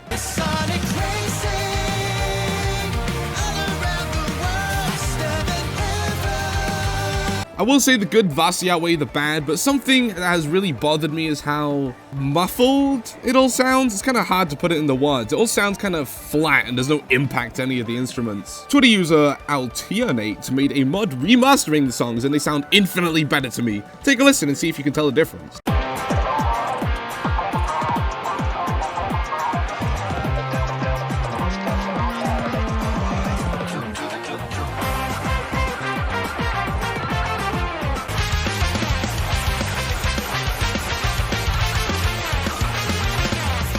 They just have a lot more oomph to them, and if they sounded like this originally, we'd have a top tier Sonic OST on our hands. As far as controls are concerned, it feels so damn good to play. I always felt in control of my vehicle. Oh, don't look at that. Items felt powerful, but overall fair. Obviously, if you're in the final stretch, you get parts for like 10 last place items, it can feel a bit ridiculous. But overall, I would say it wasn't that frustrating. I will say how it is kind of annoying the Devil Chow green goop and the weight use the same ring effect. But I guess that's to keep you guessing as to what it is, so you have to either risk it all and get some items from the Chow, or use a level 4 drift or something to dodge a potential hazard. The track design itself is pretty damn good too. There are only 2 tracks in the whole game I straight up dislike, being Aptos and Bikini Bottom. The rest at the very least being decent, mostly being very fun, with some of my favorites being White Space, Chronos, Pumpkin Mansion, and E-Stadium. However, a few problems arise when it comes to the game's namesake, the Crossworlds. These are sort of like mini-tracks you can only get through the Crossworld portals at the end of lap 1, being chosen by whoever's in first place. The mechanic itself is an amazingly fun addition and keeps every race fresh, but the tracks made specifically for it are definitely overall weaker than the actual tracks. Which is to be expected since they're only really meant to be a lap long. But a good chunk of these I really do not enjoy. Dinosaur Jungle, Sky Road, Magma Planet, and Hidden World I absolutely hate playing on. They just aren't all that interesting. Hidden World at least has a pretty cool theme, being the extra stages from Lost World. That's a really cute idea. I'm glad they went with this for the Lost World level, since Lost World has the lamest Sonic themes in a Sonic game to date. Although a Honeycomb Highway Crossworld could have been really sick. But hey, what are you gonna do? That's another thing, the track themes are kinda all over the damn place. Of course you have tracks based on games you'd expect, like, you know, Frontiers, Shadow Generations, Forces, Superstars, Adventure, Adventure 2, Heroes, and obviously original themes, which are pretty cool, I might add. But then you have stuff like Secret Rings, Shadow 05, and Sonic Rush. And I kinda love it. I mean, sure, Water Palace doesn't have the... And Digital Circuit looks absolutely nothing like the original stage. But hey, even if it's just in the name, good on them for going for some deeper cuts. Hell, you could even argue Coral Town and Steampunk City are based on Sonic Rush Adventure, one of my personal favorite Sonic games. Steampunk City is probably a stretch, but Blaze does have a line in Coral Town saying, "This reminds me of the islands back home." So hey, you know, I'll take it. Kind of a shame we have no tracks based on the classic games. I would have loved to see what stages like Mystic Cave, Hydrocity, or even Studiopolis would have looked like in 3D as a racetrack. But hey, at least we have a Sonic Superstars track! See, it's like I'm really playing Sonic Superstars. Visually, for the most part, this game is absolutely amazing, but I do kind of wish we could get some new character models by this point. We've had the same ones since like, what, 2008, 2012? I think it's time for an update, but hey, it is a spin-off after all. I guess we just have to wait for the next mainline game for that. On the topic of characters, a kind of underappreciated feature is all these characters have interactions you can get in Grand Prix. Every single character has one with each other, and that is just insanely cool. There's even a few that can be held within the race itself. Of course, this doesn't come with its own grievances, the DLC being silent being the main one everyone's complaining about. And yeah, it is really stupid. Characters like Minecraft, Steve, and Pac-Man, sure, whatever. But for Joker and Ichiban, you really couldn't just rip some grunts from their games. But hey, at least Miku is fully voiced, probably because you don't need to pay a robot, but hey, fully voiced. I guess that's just what mods are for, but I shouldn't have to mod a game just to add in what should be the bare minimum. Speaking of, mod support is absolutely insane for this game and it doesn't seem to be slowing down anytime soon. You probably noticed it by now, but I have modded the shit out of this game. But I do wish some of these mods were just features of the game. Stuff like more costumes, better music customization, you know, simple things like that. All we have in terms of skins are just these funky looking AI racer skins, which are kinda cool, don't get me wrong, but it's the only skins we have. Kinda lame in my opinion. They could've just ripped some from the mobile games, heck, that's what half the mods are anyway. There's clearly some demand for it. But whatever, I guess this is why you buy on PC, I guess. This all isn't to say there's no customization in the game at all though. Vehicle customization is here and it's really fun to make custom cars and boards with all these parts and decals. This here is my most used one as I'm a sworn board main. Gee, I wonder who my favorite Sonic character is. But vehicles aren't the only thing you can customize, as you can also customize these new gadgets, and this is one of the best things to be added to a racing game. It's so damn fun making different combos and using them for your preferred playstyle, or you can just copy the meta one if you're a fucking loser. Now I know what you've all been waiting for, and that's for me to compare this game to a certain other racing game. A racing game that this game is directly meant to be competing with. A racing game which has had slightly mixed reception to say the least. A racing game with an absolutely incredible OST, and of course, that racing game being Team Sonic Racing. Crossworlds is directly better than Team Racing by a country mile. It feels better to play, has more content, has more ways to race since Team Racing removed the transformations from Transformed. Sure, it doesn't have a story mode, which is kind of a shame, but seriously, who cares since Team Racing isn't really fun to play in the first place. I don't want to play it for 10 hours straight. It just feels super sluggish compared to Crossworlds, which is definitely not a good thing, especially for a bloody Sonic game. I do have to admit though, I still think I prefer Team Sonic Racing soundtrack to Crossworlds. I mean, just listen to a little bit of this.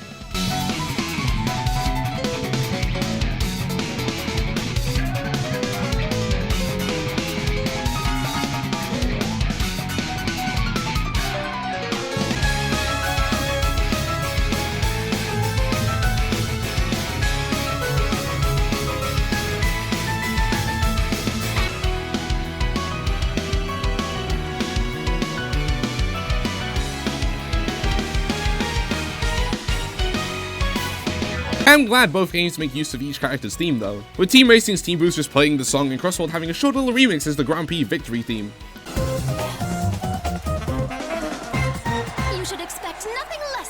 That's a really neat touch, and I hope they continue to do that. I feel like I'm missing something. If I forgot about it, it can't be that important, so let's wrap up this section. If you're on the fence about picking up Crossworlds, I mean, I would definitely say go for it, especially if you're a big car racer guy like me and know you'll get your feel from it. And at only £65 is the budget alternative to all the competition. This is one of the most polished Sonic games to date. Between this and Shadow Gens, I really do hope that Sega, oh, don't look at that. I really hope that Sega is going to start properly caring about this franchise again, and will continue to give us amazing games like this one.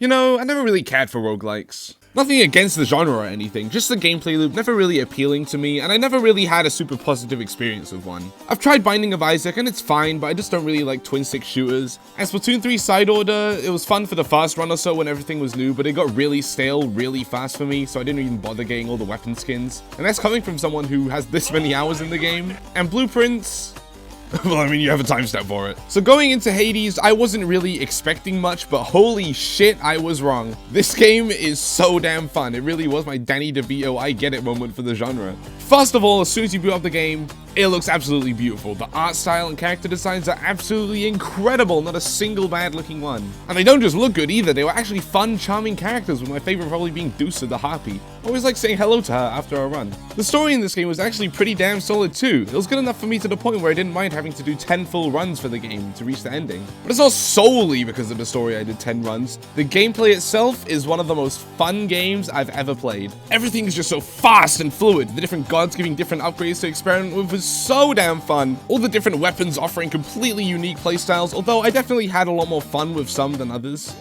I wonder what the best way to illustrate my thoughts on the weapons is. I've got an idea. What's up, guys? Welcome back to another tier list video. If you like the video, be sure to smash that subscribe button and let's jump right into it. First, we have the shield. Easy S tier, absolutely phenomenal weapon.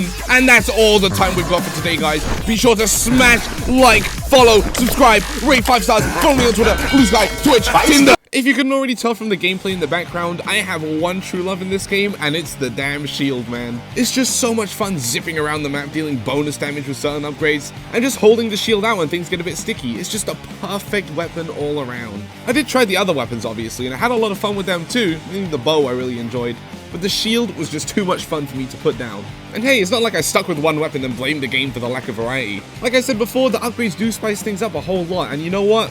Maybe I do get the appeal of roguelikes now. The feeling of getting the god that you wanted and getting that one upgrade you wanted from them is like no other, let me tell you. Also, these super moves you can get from the gods called calls, which we fill up with this bar down here. And these were, again, super fun. My favorites I went for were probably Poseidon's Invincible Rush and Ares' Beyblade of Doom. I mean, look at the damage on this thing. Like I mentioned earlier, the game looks beautiful, and that obviously goes for the environmental design too. The areas you go through look absolutely stunning and are a blast to traverse through. I love how they're all so varied as well, with the pretty basic Tartarus easing you into things, to the lava-filled Asphodel, to the more wide and open Elysium, and then finally the cramped maze-like Temple of Styx. All these areas also host their own bosses, which were, for the billionth time, really fun. My favorite probably being Theseus and the Minotaur. It really kicked my ass the first couple times fighting it, and still, after I got used to it, it was still kicking my ass.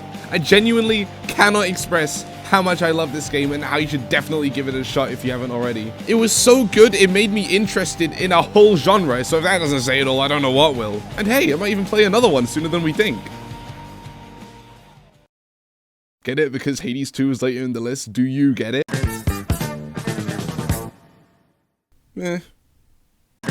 Alright, seriously. Hollow Knight Silksong, the mythical fabled game to never release, actually released this year. To be perfectly honest, I wasn't super into the original Hollow Knight. I played it, I beat it, I enjoyed it, but I wasn't exactly in a rush to get any more of it. But regardless, I was still excited to pick up Silksong near launch, and yep, this sure is more Hollow Knight.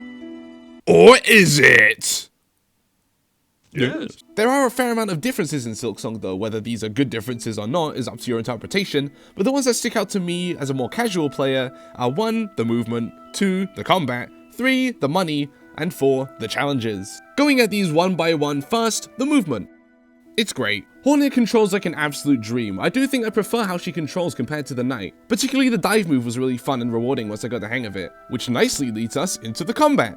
It's also great, although I do have a couple grievances. For starters, Hornet now has a badge system where she can equip differently colored badges to differently colored slots to do differently colored things. This is all well and good and kind of makes you think about what loadouts you want to run. But one thing I found very annoying was how you obtain some of these, namely from shops with quite high pricing, and they do not tell you exactly what the badge does, only giving a hint or indicator. Of course I can just look up exactly what it does online, but why should I have to do that when the game can just give a little description at the bottom saying exactly what it does in combination to the quirky little character description? Secondly, the new tool system where you can equip different tools to use in combat. These are actually really fun to use and it's great experimenting with different loadouts and synergies with my badges. However, I barely even got to use them after a certain point. You see, when you run out of tool ammo, you need to use this shard currency at a bench to restore it, which is all well and good. When I'm trying to grind out a boss fight and think of a good strategy to use, it gets used up fast. So either I use up all my tools when figuring out the boss will make it harder the more I attempt it, or I don't use them at all until I have the perfect strategy and pray to God I don't use them all up while attempting it because I'm not a pro gamer and I'm going to die even if I know what I'm supposed to do. This segues us into my third issue, the money. Look, before you say anything, yes, I guess it's supposed to be environmental storytelling, but even after you reach the Citadel and get access to more enemies that drop money, these prices are just kind of crazy, especially considering if you die, you lose all of your money and you have to go get it back. And yes, later in the game, this is less of an issue, but if anything, this just exists to punish you harder in the early game for no reason, because 1, you're not as well equipped to go back and get your stuff if you died in an awkward spot. 2, naturally earlier on in the game, you're going to be worse mechanically than you are later. And 3, there's less overall money in general in the early game, so even losing a couple rosaries could be the difference between getting that bench activated or not. And the final difference I noticed, the challenges. Before I go on, I just want to reiterate,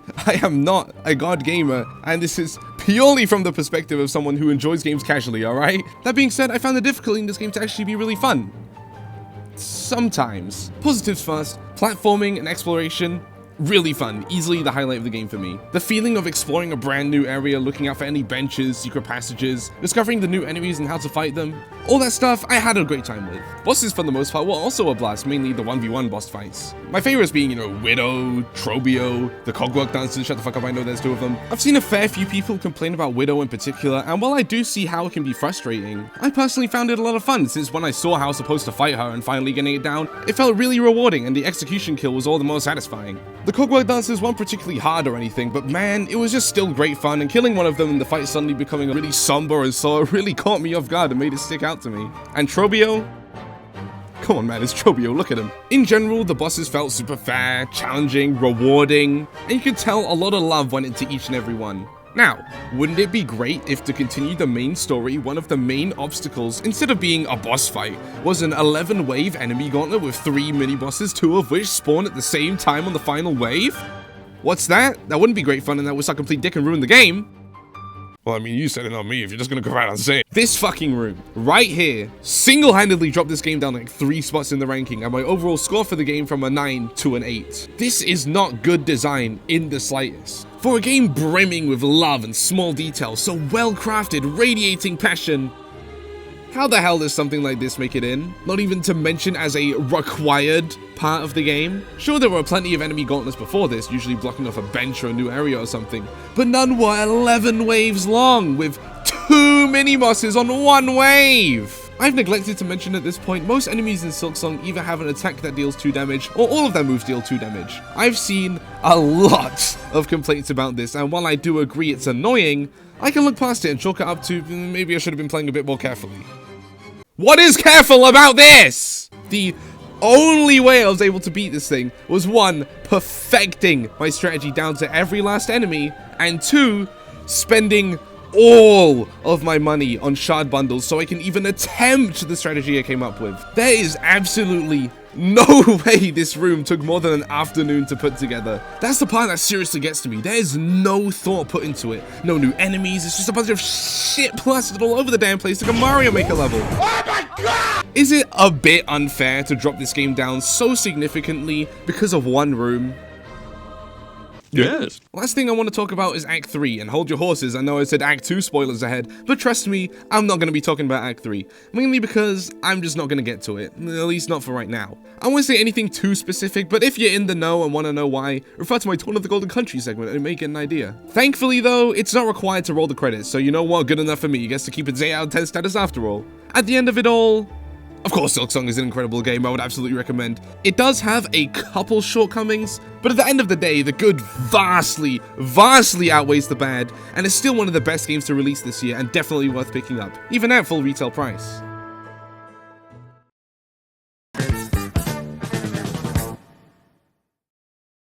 I'm gonna mispronounce so many names. I am so glad I played Hades 1, as if I hadn't played it and realized the style of game was actually really fun, then I never would have played the peak that is Hades 2! This game is pretty much a straight upgrade from Hades 1 in almost every single way.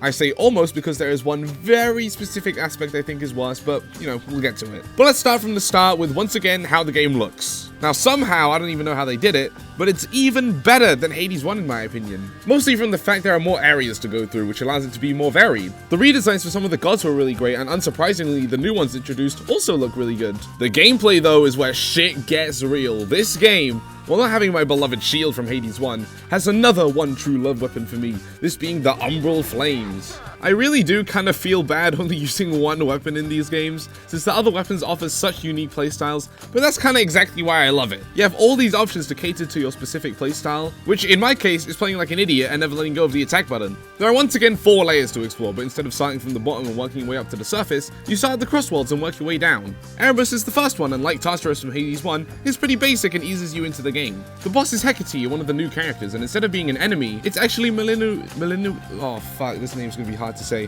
It's actually Melinui. It's actually Melinui's Mel. It's actually Mel's mentor, making sure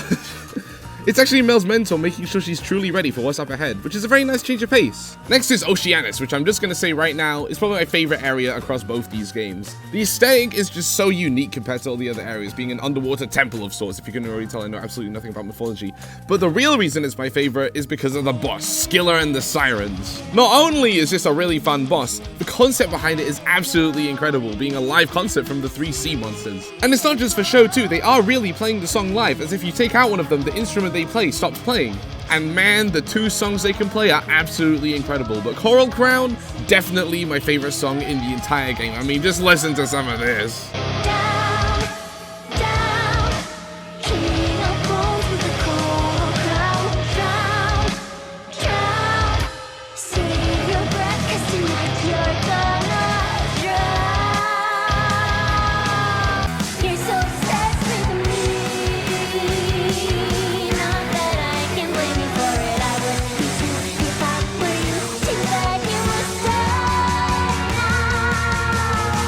Next up is the Morning Fields, which like Elysium is a more open area, but this is far more open, which again keeps the gameplay nice and varied. The boss here is an evil fucked up Cerberus, which was a shock to see just what is going on in Tartarus. But we don't need to wait too long, as here we are for the final layer. Tartarus has been taken over by the Titan of Time Kronos, and there's piss everywhere. It's a really cool area. You get to choose how long you actually stay here for, either going through a numbered door to progress, or through a different door to keep building up your, well, build. And for the final boss, we have Kronos himself, and he's an absolute blast. Dare I say, even more fun than Hades from the first game. His attacks are actually really scary to deal with, especially in phase 2. But the rush you get when you start doing well and melt him with the build you've got, holy shit, man, I love this damn game. And that's not even mentioning his theme. I mean, just listen to this.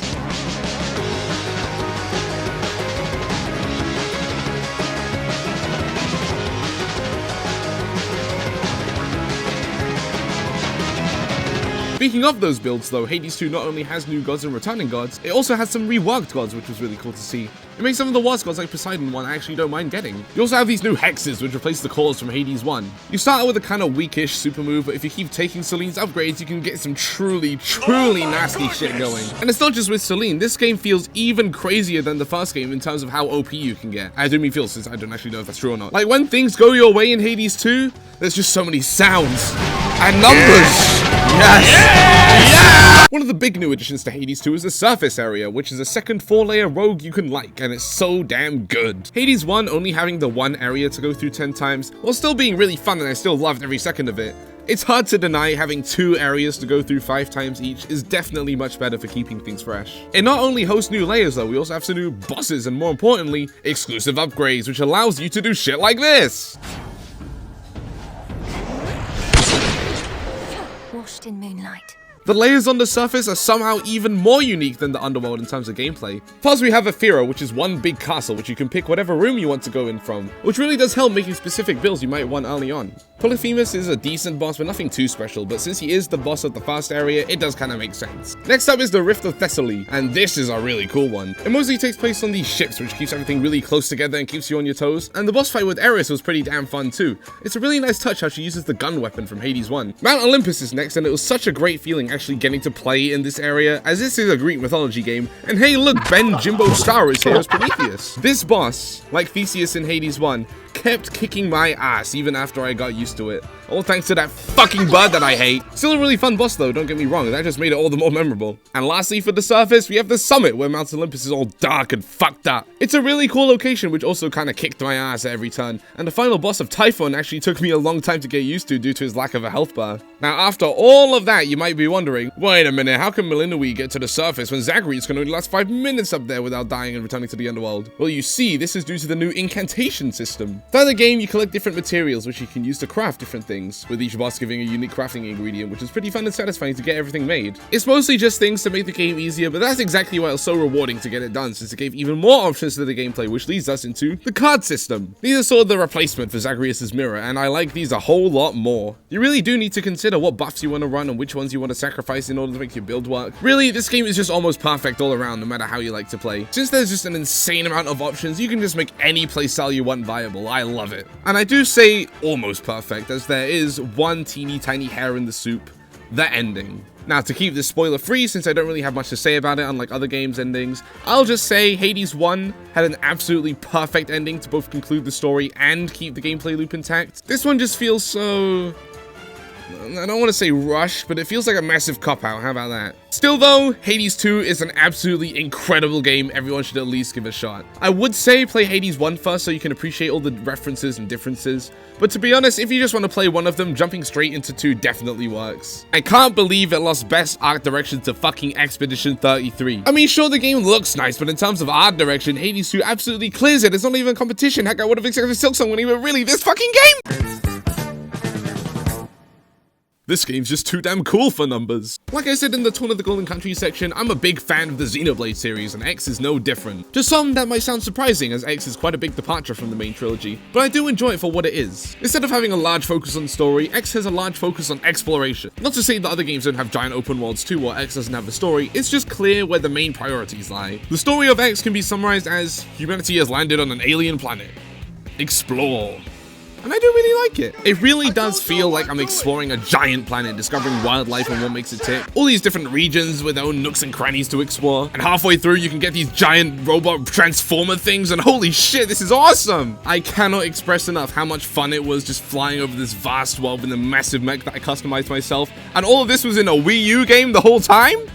Monolith, you'll never cease to amaze me. As far as how it compares to the other games, 1 will always be my favorite. 2, like I said in the Torna section, I'm kind of mixed on. And as for as much as I love 3 and its battle system, story, and characters, I do think I prefer X very slightly more, although they're pretty much even in my eyes. Just the bigger focus on the open world side of things really does it for me personally. It's kind of difficult for me to express why I love this game so much. There isn't really a huge amount of specific things for me to say about it, but that doesn't really make for a satisfying section. Wait a minute, that gives me an idea! Alright, thank you, dude. Finally, been waiting to let my thoughts loose about this game for ages. Hey there, I am Leon, and while I don't have a presence online, I am lucky my friend Milky gave me a little space to talk about one of my favorite games of last year. And honestly, one of my favorite games in general. For some quick context, I've never been much of an RPG person, except for maybe the entry-level ones like Pokémon and some others like Dragon Quest. I do, however, enjoy lots of other games, particularly Nintendo franchises like The Legend of Zelda, Splatoon, Metroid, etc. I'm usually a player that focuses a lot more on game feel and experience rather than story. I love when a game feels fun to play, but also I tend to forget the names of characters and locations easily. Additionally, I almost always try to complete my games fully and get the entire experience of playing them. If after all that you want to hear my thoughts on an RPG that's controversial in its series, then I thank you for sticking by and not skipping ahead. Now, let's talk about Xenoblade Chronicles X. Now, why am I choosing to talk about X? Why did I play it in general if I usually don't like RPGs? Well, it is once again thanks to my friend Melky. He and I met through Splatoon, but generally talked about many things, including games, pop culture, etc. He always spoke highly of the Xenoblade games, but I wasn't too interested in them, as jumping into a 4-game franchise that's heavy with story seemed like a daunting task. When Nintendo announced they'd be re-releasing Xenoblade Chronicles X, he explained to me the unique situation of this game, that it is almost completely unrelated to the other titles, having a different style of gameplay than most of them, and not having the baggage that comes with related characters and interconnected stories. At the time, rumors of Nintendo's next console were running wild. It really felt like it could be shown off and released at any moment, and with it, a flood of new games and experiences unique to it. While the prospect of a new console and new titles can be very fun, at the time, I wasn't sure if I would be able to afford a completely new system, so I knew I had to take advantage of my trusted Switch as much as possible. Maybe I would replace some of the games I already have, but having completed most of them to 100%, it isn't always that fun to go back to them. Maybe I would go back to playing something like Splatoon, but after, oh god, 1,000+ hours, sheesh.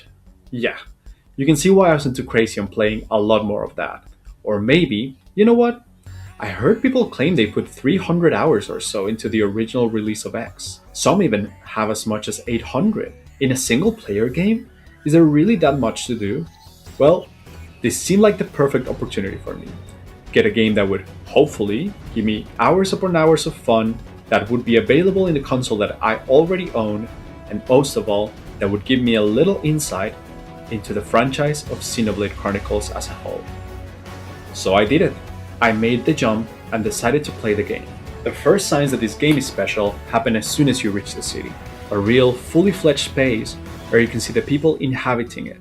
Working, going home, eating, playing, and more. In here, you'll find the survivors of a space journey that had to abruptly be interrupted, trying their best to survive, learn, and thrive in this new world they've crashed into. Trying to make sense of everything that's happened to them, and trying to make this new planet, hopefully, a new home. Once you arrive, you feel like a part of something bigger. You feel like the cog in the larger machine that it is humanity's continued existence. And this is a feeling that stays with you for the duration of the game. A feeling that what you do matters. That the actions you make have a real impact in bettering the chances of humankind. By far, my favorite part about this game is that as you progress, it truly feels like you've become something of a legend. People know your name. They ask for your help specifically.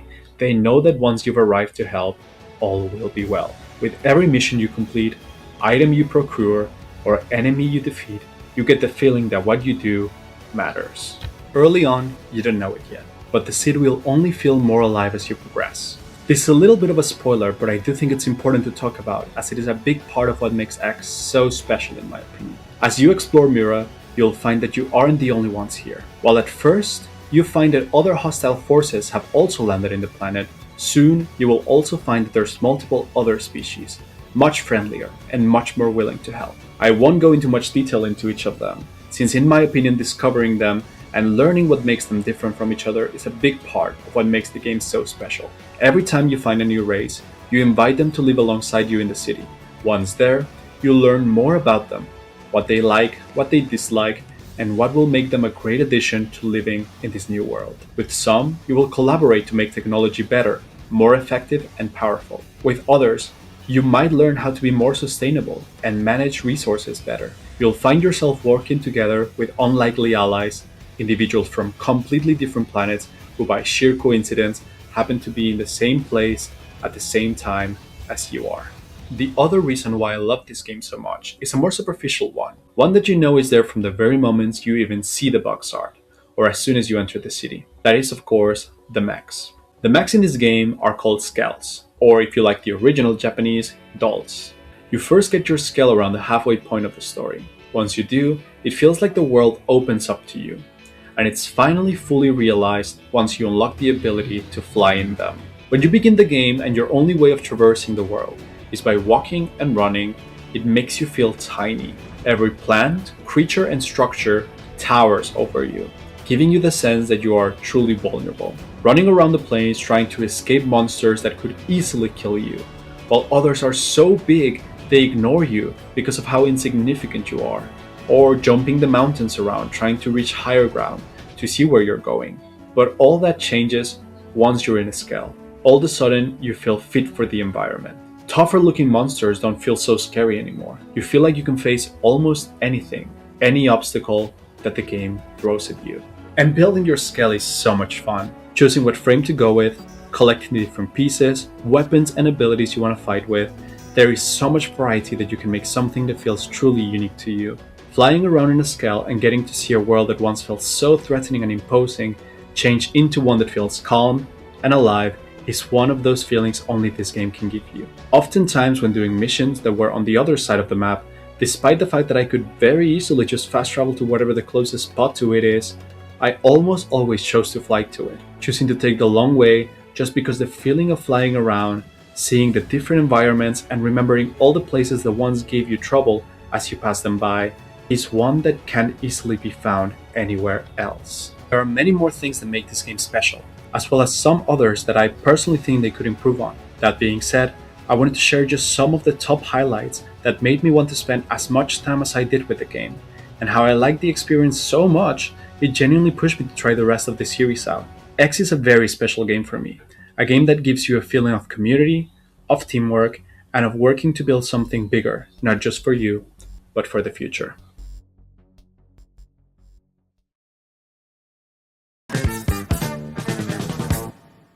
Now this is my new favorite indie game of all time. If there's one thing you need to know about my preferences when it comes to playing a game, it's that I love playing like an idiot. I love getting away with the stupidest shit and holding down forward even if it's suboptimal, and Mullet MadJack just might be the perfect game for it. This isn't to say the game is a cakewalk or anything, you still need to be on your toes and quickly reacting to what's going on around you, but it encourages one main thing from you: speed. This game is a lightning fast roguelike of sorts where you have 80-ish floors to climb, with the catch being you only have 10 seconds per floor. Obviously that sounds absolutely insane, but while yes you do have a constant clock ticking down, you can bring it back up by killing enemies, and depending on how you do it, you get different amounts of time with more impressive kills guaranteeing you more time. This includes things like headshots, environmental kills, airborne kills, and with a certain upgrade, crotch kills. And yes, I said upgrade as this game is in fact a roguelike. Kinda crazy how I started this year starting, I didn't really like this genre, and here I am with 3 of my new favorite games of all time being in this genre. Anyway, this isn't really a roguelike in the traditional sense. Mostly anyway. As your progress is saved every 10 floors, but your upgrades other than your weapon are also reset. I absolutely love this take on the formula as it keeps everything feeling new, and also keeps the difficulty curve nice and intact since there isn't a way to be super overpowered upon entering a new area. So they can keep adding new hazards and enemy types without having to worry about you blasting through everything without a second thought.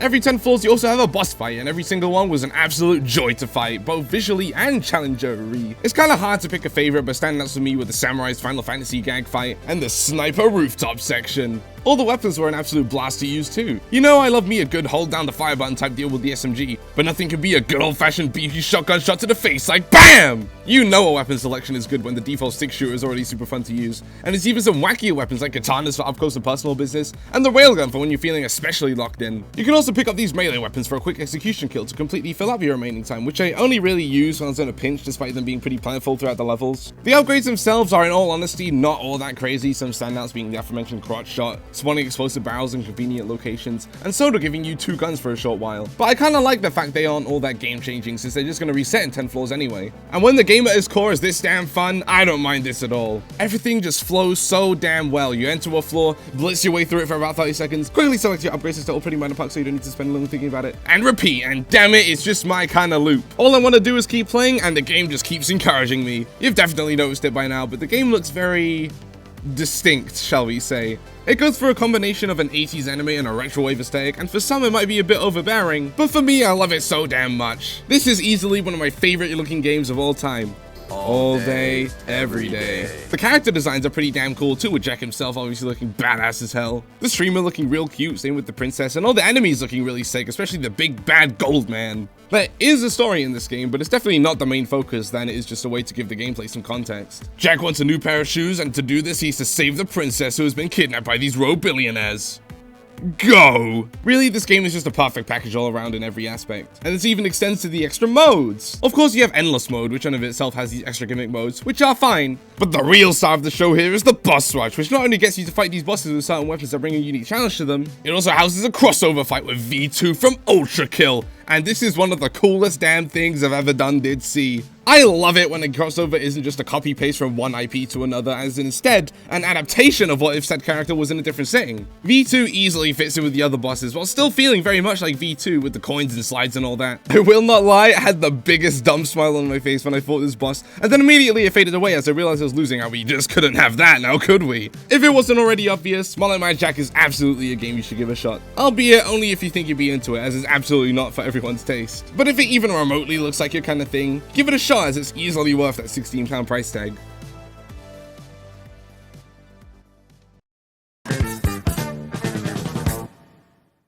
How the hell did it take so long for this game to get localized? Investigations 2 is the long-awaited port of the second Edgeworth game since it was trapped in Japan for the longest time, and it's probably my new favorite game in the series. First things first, every Ace Attorney game has at least one case that's just kinda alright, whether that be because it's a pretty simple starting case, or it suffers from the dreaded third case curse. There's always that one that kinda brings down the whole party. Investigations 2 does not have that. In fact, I think every single case is at least a high tier case. Most of them absolutely top tier in my opinion. This is not even mentioning the fact that Investigations gameplay differs from the main series in that it's an actual video game where you get to move around instead of a visual novel. Getting to explore these environments and going up to speak to people, I cannot state enough how much I love this. It just makes everything feel that more immersive and fleshed out. As far as cases go, I'll try not to spoil anything major, but as for a quick summary, it starts off with one of the strongest starting cases in the whole series where you're solving to see who shot the president.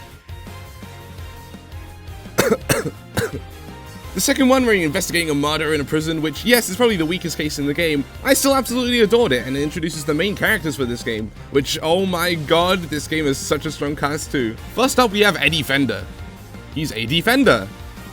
Get it? He's absolutely great. I absolutely love his attitude and how he speaks. He's just such a chill guy, just the kind of guy you want to be friends with. Next is Eustace Winner, and he's amazing too. I found it really funny how he had no idea what was going on around him, and he's clearly the spoiled brat archetype, but the way his story plays out later in the game, I really enjoyed to the point where I was rooting for him by the end. And lastly, we have Gavel, who is probably the weakest of the three, but by no means a bad character whatsoever. She acts as a mentor of sorts to Eustace, always correcting him and taking control of the situation when it's not in her favor. She's a good opposing force to Edgeworth, and the way her story played out, once again, absolutely incredible. I loved it so much. Anyhow, case 3, oh my god, this is one of the best cases in the entire series, spoiling as little as possible. One of, if not my favorite defendant in the whole series with Samson. I just felt so bad for him, and seeing him finally proven innocent after all these lost years, absolutely peak. Judy too, the other half of the Samson Judy's Bacon Bob show. The way she always brought him chocolates in prison and saved up to buy Samson's mansion to keep his legacy going, but also to find out who framed him. This is the happiest I've been playing one of these games, I will not lie. Just a really satisfying journey all around. Cases 4 and 5 are hard to comment on spoiler free, but if you're in the know, you know. And in terms of final cases, I don't think it's my favorite, but it's definitely up there, probably 5th place behind Ace Attorney 3, 2, 1, Rise from the Ashes, and 5. As much as I'm gushing over this game, it's only really because I'm a massive fan and I've played all the main series games. I don't think this game would have hit the way it did if I wasn't already attached to Edgeworth and the Ace Attorney universe, so I don't know if I'd recommend this game on its own. But if you played the original trilogy and the first Investigations, this is an absolute must-play and one of my favorite games of all time. But you know what? The real reason this is this high up is because you can play as Gumshoe. Oh yes!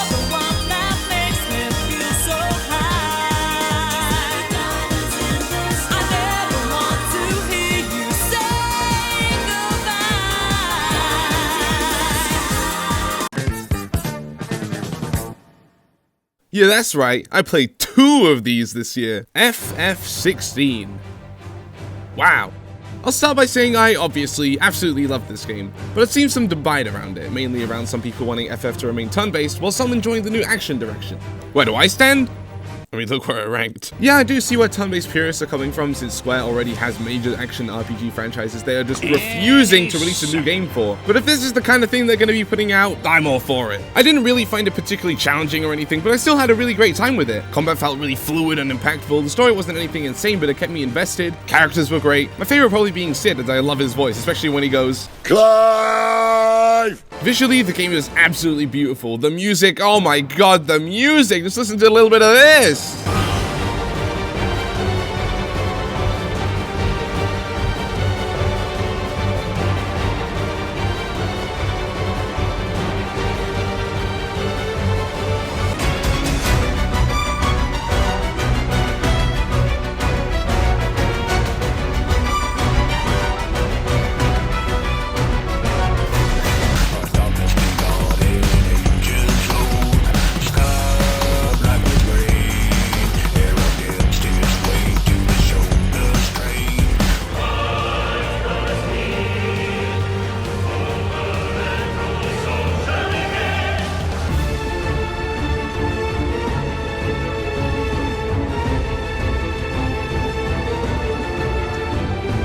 Did this one at least win Soundtrack of the Year? Damn right it did. Clive as a protagonist I really enjoyed as well, seeing everything he's gone through in his fight for a better world. Like I said, nothing insane, but still enjoyable nonetheless. The world that the game had built up was pretty interesting lore-wise and beautiful to look at, and these boss fights, holy shit, what the fuck were they on? Who comes up with this shit? 1 minute I'm a phoenix fighting a hell demon in the cave for the tutorial, next I'm playing a said hell demon running up a giant sentient mountain, and next I'm fighting whatever the fuck is going on here. Is that the fucking Donald Duck? I like this game. I haven't really got that much to say on this game, but I guess that's what happens when you really don't have many problems. There isn't anything to bitch about. And you know me, I love bitching. It really just is a good game worth playing, even if you have zero interest in Final Fantasy as a franchise. Especially if you're a fan of DMC or Bayonetta like I am.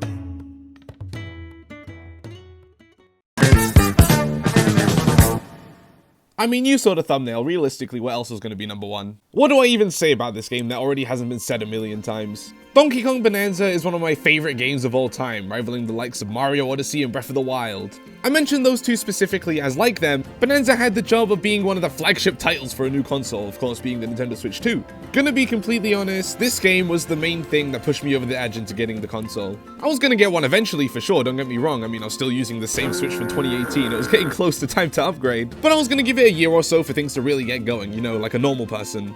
But after seeing that reveal trailer for Bonanza and the subsequent direct, it really hit me.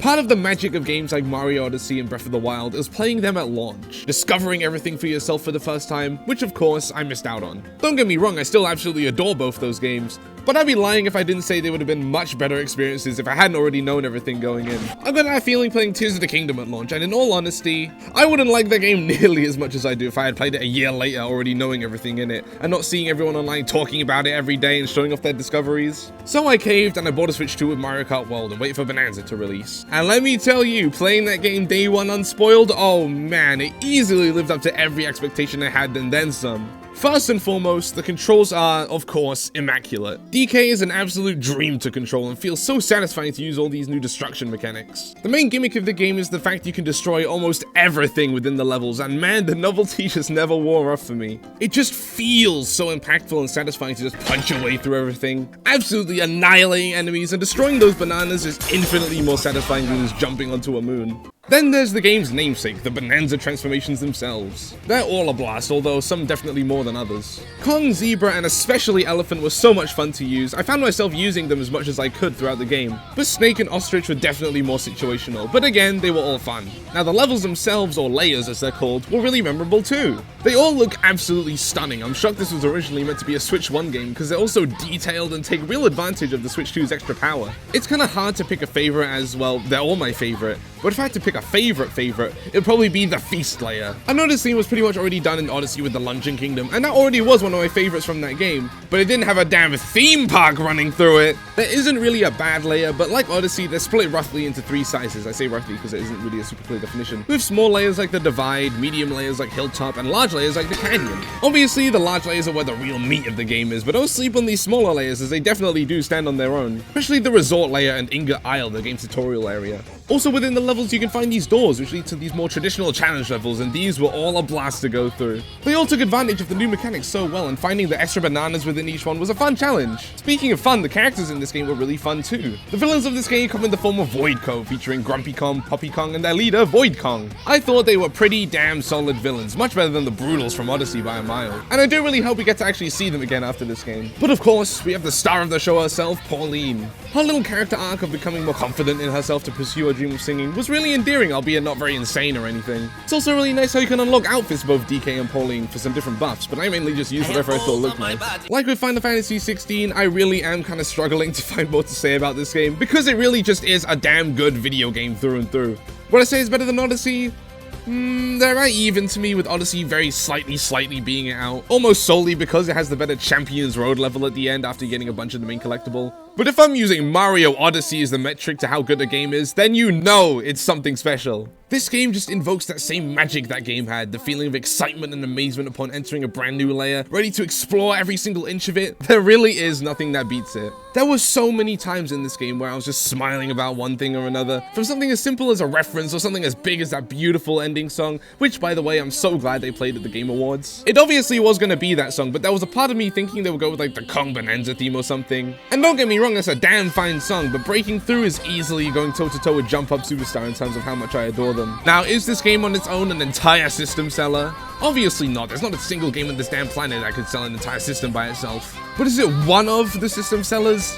Absolutely. I would even argue it's the main one. Sure, Mario Kart is the bigger franchise and more popular with the everyman, but as far as the core gaming crowd goes, Donkey Kong Bananza is a masterpiece of a video game, and one I think everyone should at least give a shot. And I really can't wait to see what else Nintendo has in store for the rest of this generation.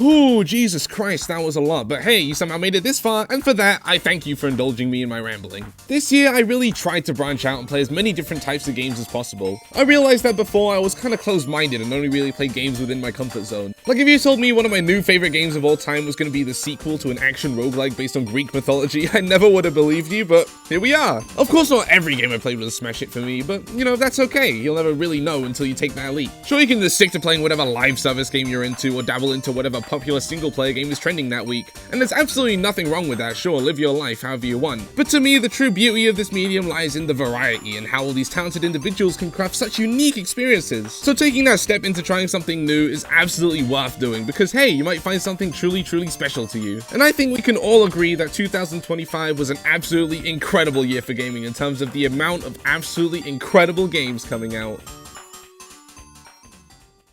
Wait, how many of these games I played actually released in 2025? Ah.